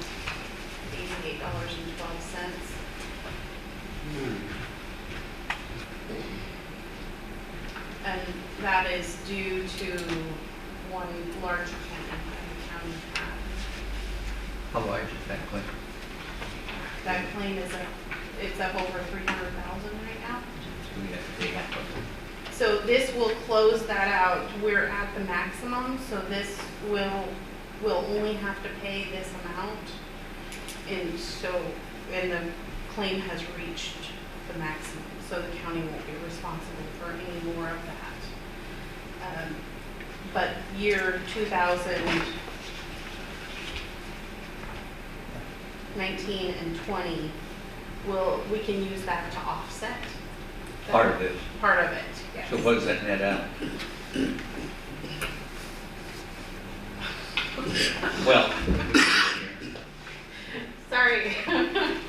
Okay, one of them, the offset would be the sum of 96 and $25,000. No, it would Is be that right? 32, if we don't close out the year, then it will be $32,060.51. Okay. So we went roughly 130. Yeah. Okay. Kind of like buying an insurance policy and paying $130 to eliminate a $300,000, $130,000 to eliminate a $300,000 risk. Well, we'd have to pay it anyways, but we don't recommend closing out that year because we're already paying the maximum amount. And we want them to continue to evaluate that year because if they have overestimated anything, then they will continue to evaluate it and the county may get some of that money Right. back. I got you. All right. We get a refund if they will evaluate. Okay. Right. Yeah. All right, so I have a motion. Move to approve foreclosure and sign documents applying for years 2018 and 2019 and apply the credit to the remaining balance. I think I've got that right. Got that right? Yes. Okay. So About that's the 21, 22. Second. That's it? Okay. Any discussion about this? So confusing. It has to do with state accident industrial fund and our county-wide insurance. And we have a bill outstanding, but we have some credits. That's what we're working on. Any discussion? Hearing none, all in favor? Aye. All right. Have a motion for consent calendar. I move approval. Paying out of the general fund. We were gonna pay it out of settlements. Oh, I didn't. okay. Didn't specify. So do we need a new motion then to pay this out of settlements? in case we do, I amend my motion to pay out of settlements. Okay. And Second on the I amendment? second that. All right, then. All in favor of that? Aye. Aye. Yeah, motion to. I move that we approve the consent calendar. Okay. Second? Any discussion? None, all in favor? Aye. Aye. We don't have any late agenda items. We have one late agenda item, so I need approval to even hear a late agenda item. Thank you. For the sheriff's office, And transfer approval. funds. Move approval of the late agenda item. Second? Okay, all in favor? Aye. Aye. Aye. So the late agenda item is to transfer funds from items 1605 and 1606 to cover overtime due to staffing levels in dispatch. Sure. Thank you, just covered, Commissioner. That was the issue. Our overtime, we are about half staff. And about in the amount of 38,000. Yes, sir. And that should cover us through the end of the year, based on projections. I am swearing in a lateral dispatcher tomorrow, so just want to throw that out there because I'm excited about it. So Okay. start training in circle. There was two line items. One, 1605 is 38,000. Line item 1606 is 23,000 to transfer. Yes, sir. I think it's 1605 to 1606, from my understanding. No. Oh, no, I'm one's sorry. PSAP Take and over. one's dispatch. It's a separate item. Yes, sir. One's PSAP, one's dispatch. I apologize. So a motion to do that to cover the staffing levels and dispatch. I move approval. Overtime, basically. A second? Okay. So for discussion, this is overtime payment for the lack of personnel we have in dispatch, and they're, the people that are there putting in a lot of overtime. They are putting in a lot of Okay, sure. Any discussion on that one? Yeah. How does this overtime correlate to the overtime funds that we just moved for the purchase of the Bobcat here? Those were grant funds for the Bobcat or? Those were in cent. Were for cent. Oh, yes. So different division and different funds. All right, thank you. Any other discussion about this? Hearing none, all in favor? Aye. All right. Initial reports, anybody have a report? Aye.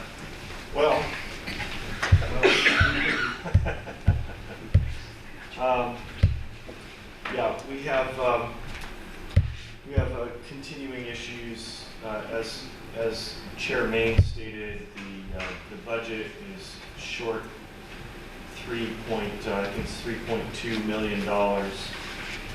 And, you know, it's deeply concerning when we see this happening continually with the shortage of funds coming from trust lands, the forest revenues that we're supposed to be receiving.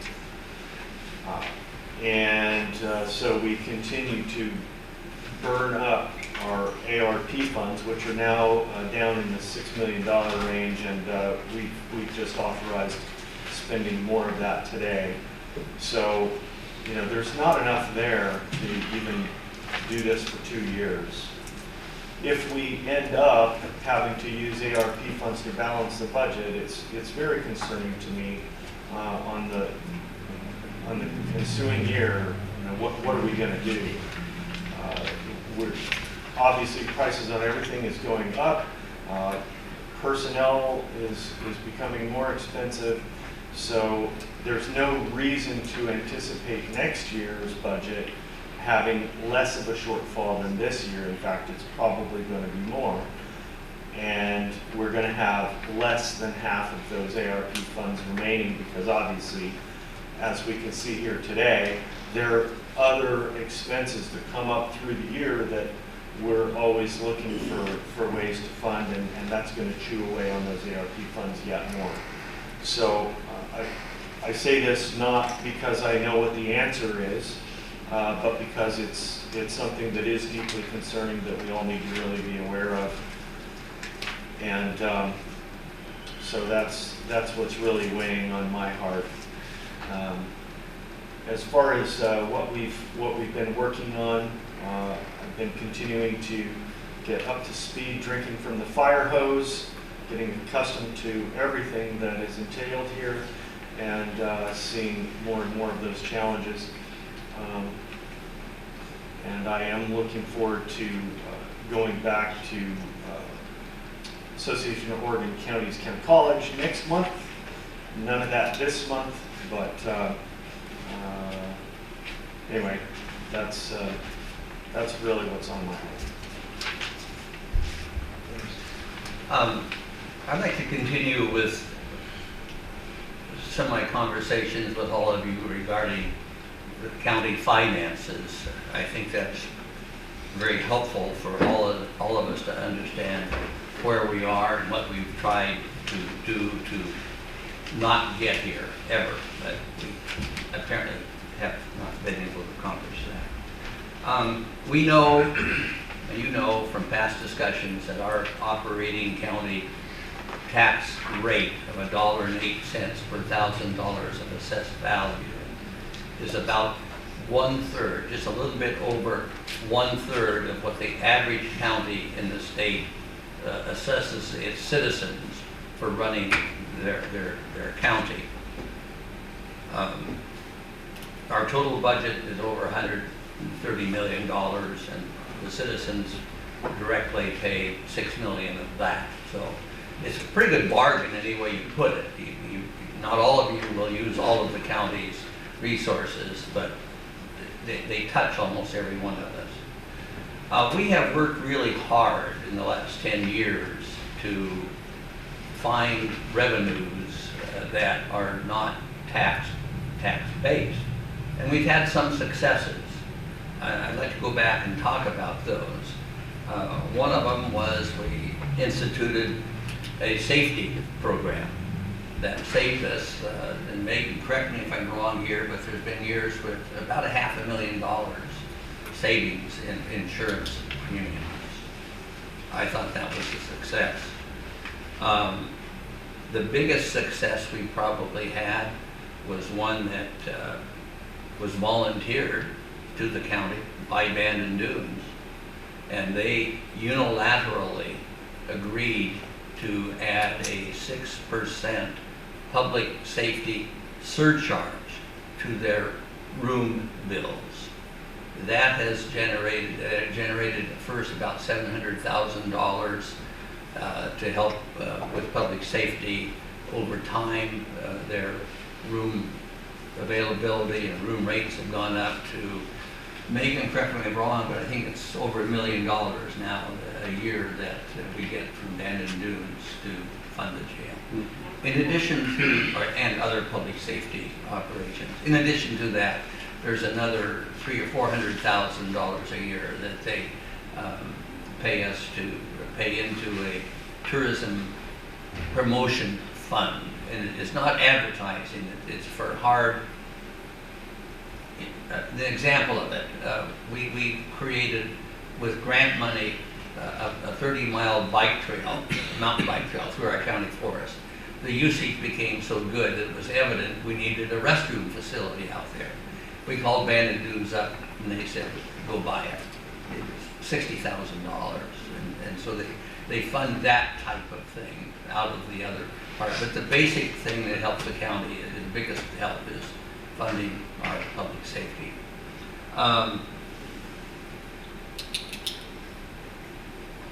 We have some departments, such as Coos Health and Wellness, such as Community Corrections, the Road Department, that are paid fully for by state or federal funds. The state expects us to use their money to offer those programs to all the citizens of this county. We had been charging those programs, the personnel costs that we incurred and the equipment costs and that we had incurred, but we had not been charging them for such things as personnel services, legal services, bookkeeping, accounting, payroll services. And so we've found that those were legitimate charges that we could make to these, to the federal and state government. And they totaled around $400,000 a year, as I recall. I don't know if they're still at that level. That was a while back. So those are significant things that that's another significant thing we've done to enhance our dependency or enhance our dollars that we get and not having to turn to tax increases. We also were able to change our operations both at solid waste and at parks. Both of those departments used to draw on the general fund, and now they are self-supporting. And in addition to that, they are also paying these overhead charges to the county. So those swings amounted, off the top of my head, from maybe $400,000 a year losses to that much of a surplus. We worked really hard as a county and as commissioners to avoid raising our taxes. And we're going to continue to do that. But I'm not so sure that we're not out of bullets and that our consequences of that will be either to curtail significantly some county services, and I don't know what they'd be, I have no idea, or find additional money. And we're trying everything we can to not make that additional money tax money, but just a warning, I'm not sure where we go without tapping more tax dollars, and no one wants that. But I assure you that we take our job seriously. I think we've done a great job at protecting a very, very low county operating tax rate, leaving dollars in our citizens' pockets, but we may not be able to do that forever. So that's my bad news and my reality for the day. All right. I wrote a letter in support of keeping Scott Starkey on the board of the Oregon Hatchery Research Center. He is the board chair, but his term is expiring, but his chairmanship is not, which is kind of weird. But so I wrote a letter to the state asking that he continue on the board of the Oregon Hatchery Research Center. I wrote a letter to the Board of Forestry explaining why it wasn't a good idea to have 55% of all the county trust lands converted over to an HCP, Habitat Conservation Plan, which is basically a lockup of that lands, and there's 700,000 acres. We have over 7,000 acres in Coos County. So they would take 55% of that and lock it up forever. And why that was not a good idea when we were struggling to even make ends meet with even our general fund departments. And who knows where that'll go, but most counties wrote letters in opposition to this HCP.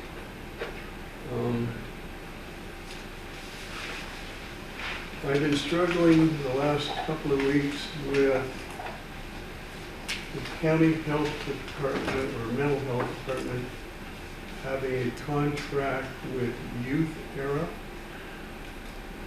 Era, or Coos Drop as it's called in North Bend. It's supposed to be helping at-risk youth. We only funded it for the first 3 months of the year because of things that came to light that county health department and there were supporting, like drag queens in the park, genderbread, transgender for youth on a camp out, ages 13 to 17, et cetera, et cetera. So when I mentioned this to somebody who works with them from Grants Pass, I said, how come they are supporting Black Lives Matter? It seems like it will separate various groups in the United States as well as here. It's in promotion of burning, looting, sometimes murder, all kinds of things. Why would you promote that? Why wouldn't you promote the productive teachings of somebody like Dr. King, who would talk about nonviolence, getting along, all that kind of stuff? And why do you have on a Facebook page all these things about, and I can give to you because I copied the Facebook page and now it's being scrubbed, of all of these things about LGBTQ and some of the things I don't even know what it means, that they're in support of, and they want youth to come and talk to them about it, et cetera, et cetera. And going, that just doesn't feel right. Personally, I don't feel good about that. So we need to have an upcoming meeting about this to discuss this item because it really bothers me to have this going on in our community when, as you find out when you do research, 13 to 17-year-olds' brains have not fully formed. It isn't until you're about 25 where your brain is fully formed and can understand what's going on. So are we actually helping, or are we ushering into certain directions? I don't know, but I'm really concerned about this whole thing. And there's Coos Health and Wellness is supporting this program to the tune of $230,000 for 3 or 4 people, besides other monies that they get in. So I'm going, and then I read the word Coos and Health and Wellness, especially health, or wellness, I mean, has 2 people on staff to deal with this issue. So why is it being farmed out? So I need to have an upcoming discussion with the board and the other people who might be of interest to really flesh this out and see if it's advisable to continue on or not to have this any longer. And apparently it's being pushed from the state on down, unfortunately. And with that... Well, I got one more thing. Yeah. Finish, I left some conversation or some topics off. The things I talked about are things that I think we've been pretty successful in doing, in getting non-tax dollars to operate the county. Where we have tried but haven't prevailed is to get tax dollars or revenue share, and in lieu of tax payments from our federal forest lands and our state forest lands. And it's not because we haven't tried. Going right down the line, we have a large amount, several thousand acres, hundreds of thousands of acres, a couple of 100,000 acres of O&C, Oregon and California railroad lands managed by the BLM in this county. We, along with other counties, have joined in a lawsuit to get them to increase their harvest. They are way below the harvest levels they are supposed to be at under the O&C Act. So far, we prevailed, but it's under appeal. Then we have the Coos Bay Wagon Road lands, some 75,000 acres, 60,000 of which lie in our county. From those lands, we get payments in lieu of taxes. We disagree with the way the BLM calculates those payments. We couldn't bring them to the negotiating table. We sued. We lost. So it's not that we haven't tried. It's just that we lost. And we've been, as a board, this last 10 years, we've been very aggressive in pursuing these avenues of additional. Other boards, other counties have talked about them for decades.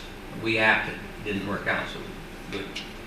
Then we have the state-operated county forest trust lands. Bob mentioned that. There are 700,000 acres in total, 600,000 in western Oregon. Those are the ones that we put into a habitat conservation plan we call, which would eliminate harvest on 55% of that acreage. We have 7,200 acres of those lands. The state's hardly harvested anything on that at all. So we're not losing much, but we've never had much from it. We were part of the lawsuit of all the counties that were involved against the state and the Oregon Department of Forestry. We won originally, and then we lost on appeal at the state Court of Appeals, and the state Supreme Court has refused to hear the case. So it's just, the reality of it is, it's hard to prevail over the state and the federal governments when it comes to management of these lands. Not that we haven't tried. We tried harder than this county and this commission and the last commission tried harder than anyone, I think, has in the history of the county getting their money back. And so far we haven't prevailed. So, more bad news, but it's reality. And we, at some point in time, that's what we have to confront. So, well, along the line, the O&C forest lawsuits, there are 15 counties involved in that lawsuit.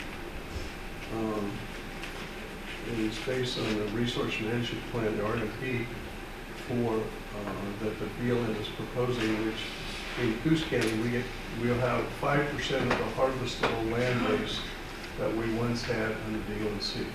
5%. We already have. That was enacted in 2016. We won both lawsuits. I won't go into what they are, but we won both lawsuits. We won them on appeal, and now the Biden administration and the Green groups have appealed to the Federal Court of Appeals in Washington, D.C. on those decisions. And we're awaiting a court case on that. If we are not successful, we hope to go to the Supreme Court of the United States for a decision. Now, with that, citizen comments, and where's Phil at? He's first one. Dick, you're next. Citizen comment? Dick, Mort? Dick is finally back with us again. He's not been feeling well, so good to see you again. You're up and about. Eric. It's been rough. Welcome back, Dick. Good to see you. Well, thank you. One thing, they haven't changed the sound system. I can't hear everything. You know, we was talking. It's your sound system, not ours. And they've worked on it 4 or 5 times now. They worked on the sound system 4 or 5 times. Had 2 sound engineers in here, and it's still not real great. Right. Well, I need a couple more speakers back here or something. We need some stuff, yeah. What I'm gonna comment on, I should have done it earlier probably, but if you got the bicycle riders out there, the area for them to ride out through the woods. In County Forest, yeah. And you got the ATV trails out there Right. from Winchester Prep. Correct. And yet you drive out to a road you want to drive down and there's this locked gate across it. And a sign says open for day use only, but it's locked. So how can you get down the road with your vehicle with a locked gate on it and the sign says it should be open during daylight? I mean, something, I'm not aware of that. this falls under your guys locking them up. I mean, a lot of people during hunting season couldn't get down the road to hunt because of the gates open. Quite often when the gates are locked during hunting season, that's when fire season is over. So that's the reason they lock them up during fire season. We can't afford to lose that. That's the only thing that supports all the other general fund departments that operate in the county.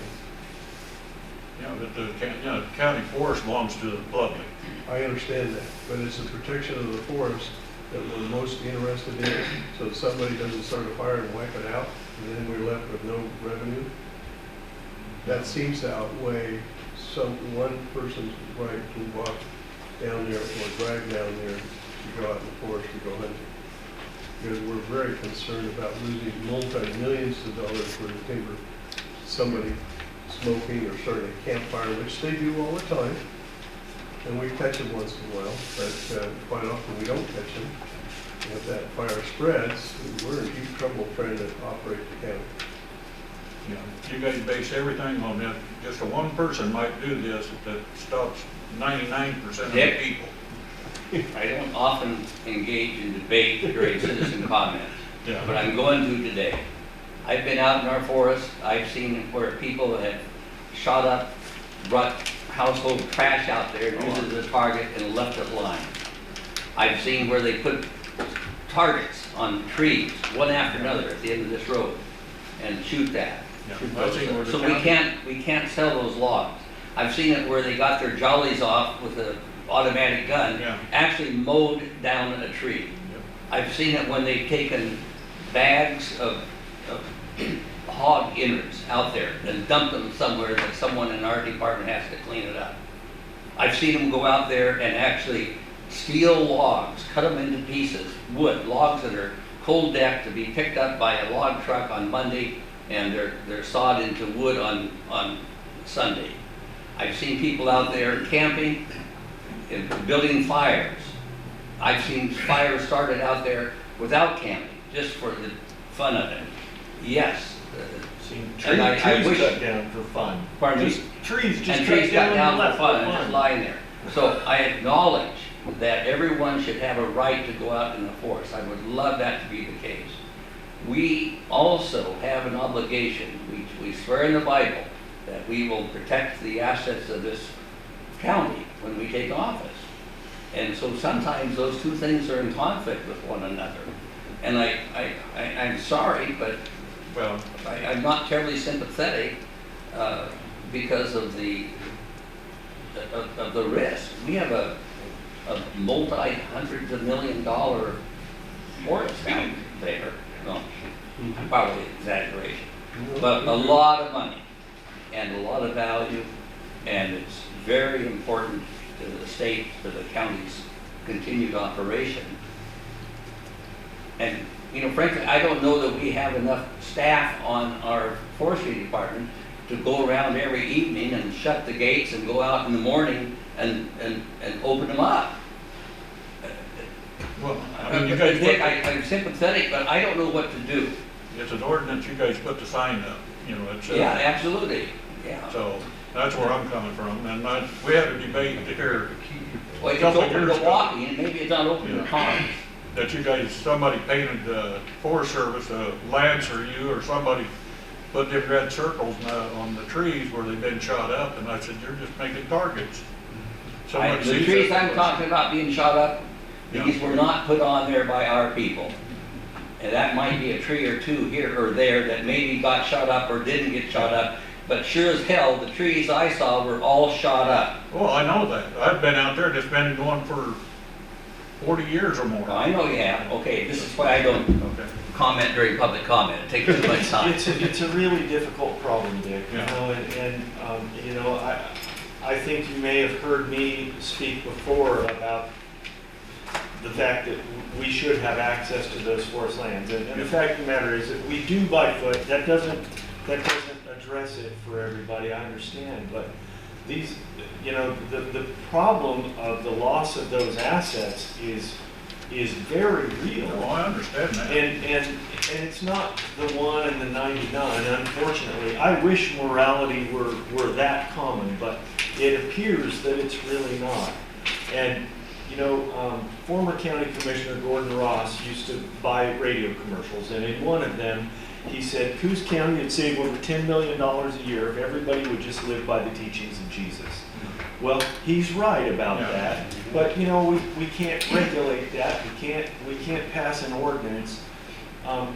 There are a couple of creative ideas around mechanisms by which to facilitate access to those roads with a vehicle for certain individuals and be able to record what's happening. But frankly, I'm not yet convinced that those ideas are workable. But believe me, I know that we're all concerned about that. Yeah. And Well, where I'm coming from is health problems, disabilities. I understand. That likes to go out in the woods. Yeah. They're out. I Well, thank you understand. for your time. Nick, I'm Thank you. sorry. I'm glad you're back. Come again. Bill Thompson, do you have something? No, I want to talk to the attorney down here. We'll let you help me out today. When he closes. Okay. No. Anybody else want to jump in on citizen comments? Sir? Yes, Give me a copy of that if you're going to talk to her.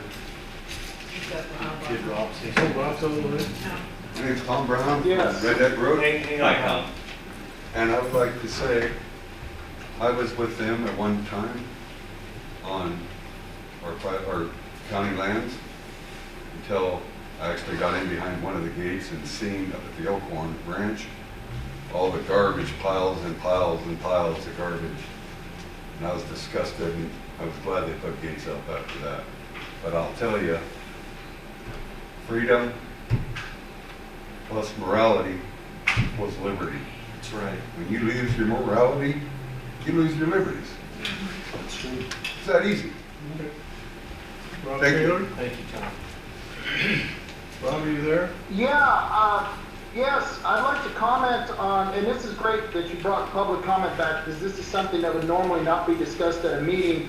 But Bob, you and I were just targeted in an article in the World newspaper, and I'm going to read you a clip out of it. It says, Commissioner Bob Main got the "I'll sue you" holler from Taylor, that is me, about a month ago when Maine eliminated the commissioner meetings, the public comment portion of the morning, as it had become an unruly free-for-all with Taylor and the rest of the Citizens Restoring Liberty crowd regularly hijacking the meetings. Now, this is from Tracy Hodson, who accuses me of being a bigot and being loudmouth. And I am a loudmouth, but I'm certainly not a bigot.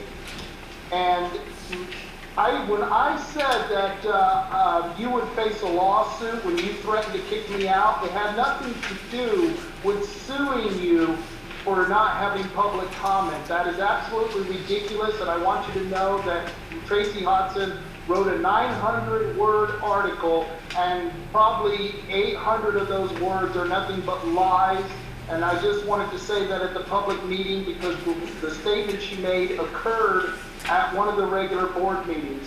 And as far as the forest goes, John, I agree with you. I hate the litter bugs. I hate the people who go out there and do bad things. But I'll tell you what, there's a lot of us who have done cleanup in the woods. In fact, we've gone out there and I pulled out tons of garbage out of the public woods because we didn't want to get maligned with a lot of the shooters who go out there and target the trees and bring out TVs and other garbage to shoot up. It's just frustrating, it's disgusting, but I want you to know there are a lot of people who care about the forest just as much as you do. And you know, the city of Coos Bay and North Bend have been having cleanup days. Maybe the county could organize a cleanup day for all of us to go out there and clean up some of these public areas. I would be more than happy to volunteer for that myself.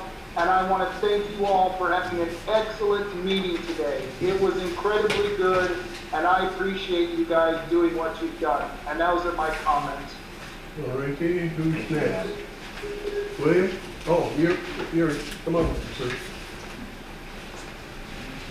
Well, Bruce Beauchamp, when you mentioned problems with tax revenue and dealing with the state, and that you've talked with other counties, my thinking would be to turn the voters against them with the idea that between now and the next election, get something put on the ballot, publicize it in this county, have the other counties do it with the idea that people sign a thing putting whatever it is on a ballot that goes against the state that the counties want to get more revenue. Not increasing taxes, but what you guys are supposed to be getting, and go that route. Because I'm thinking if word gets out, use the voters against the state to benefit the counties.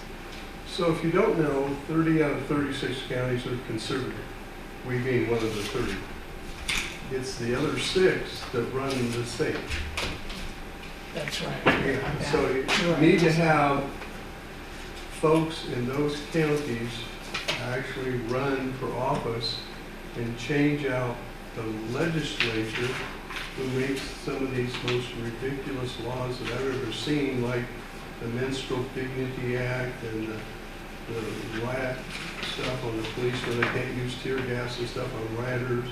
They can't publish the pictures of people who've been arrested and mediating, all that kind of stuff.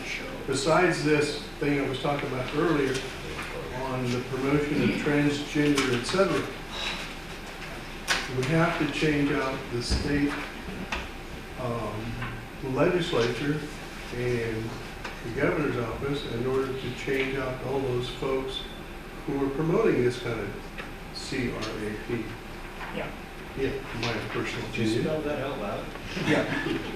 Well, I think maybe the key would be to use the same tool that they do with the idea that they pass some of these crazy laws.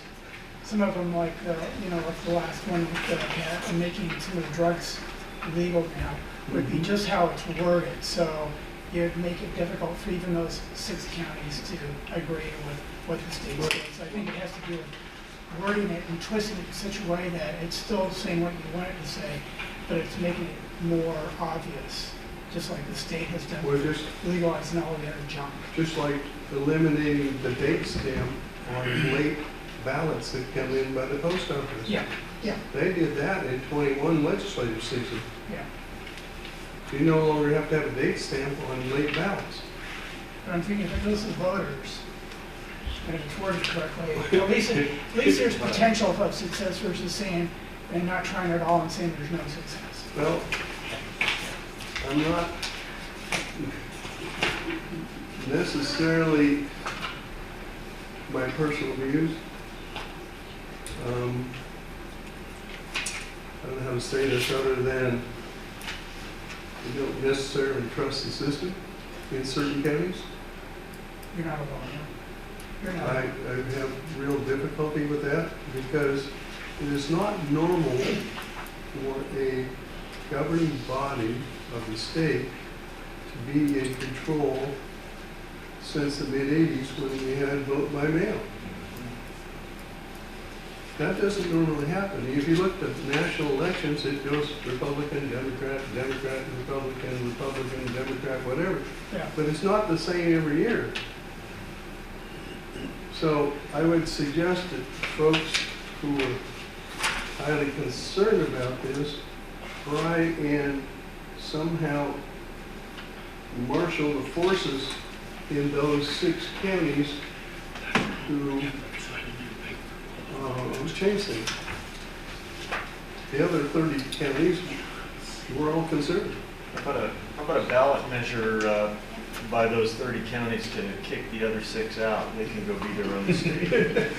Well, there is that problem too. We're the target. In that, the whole greater Idaho and Jefferson County thing.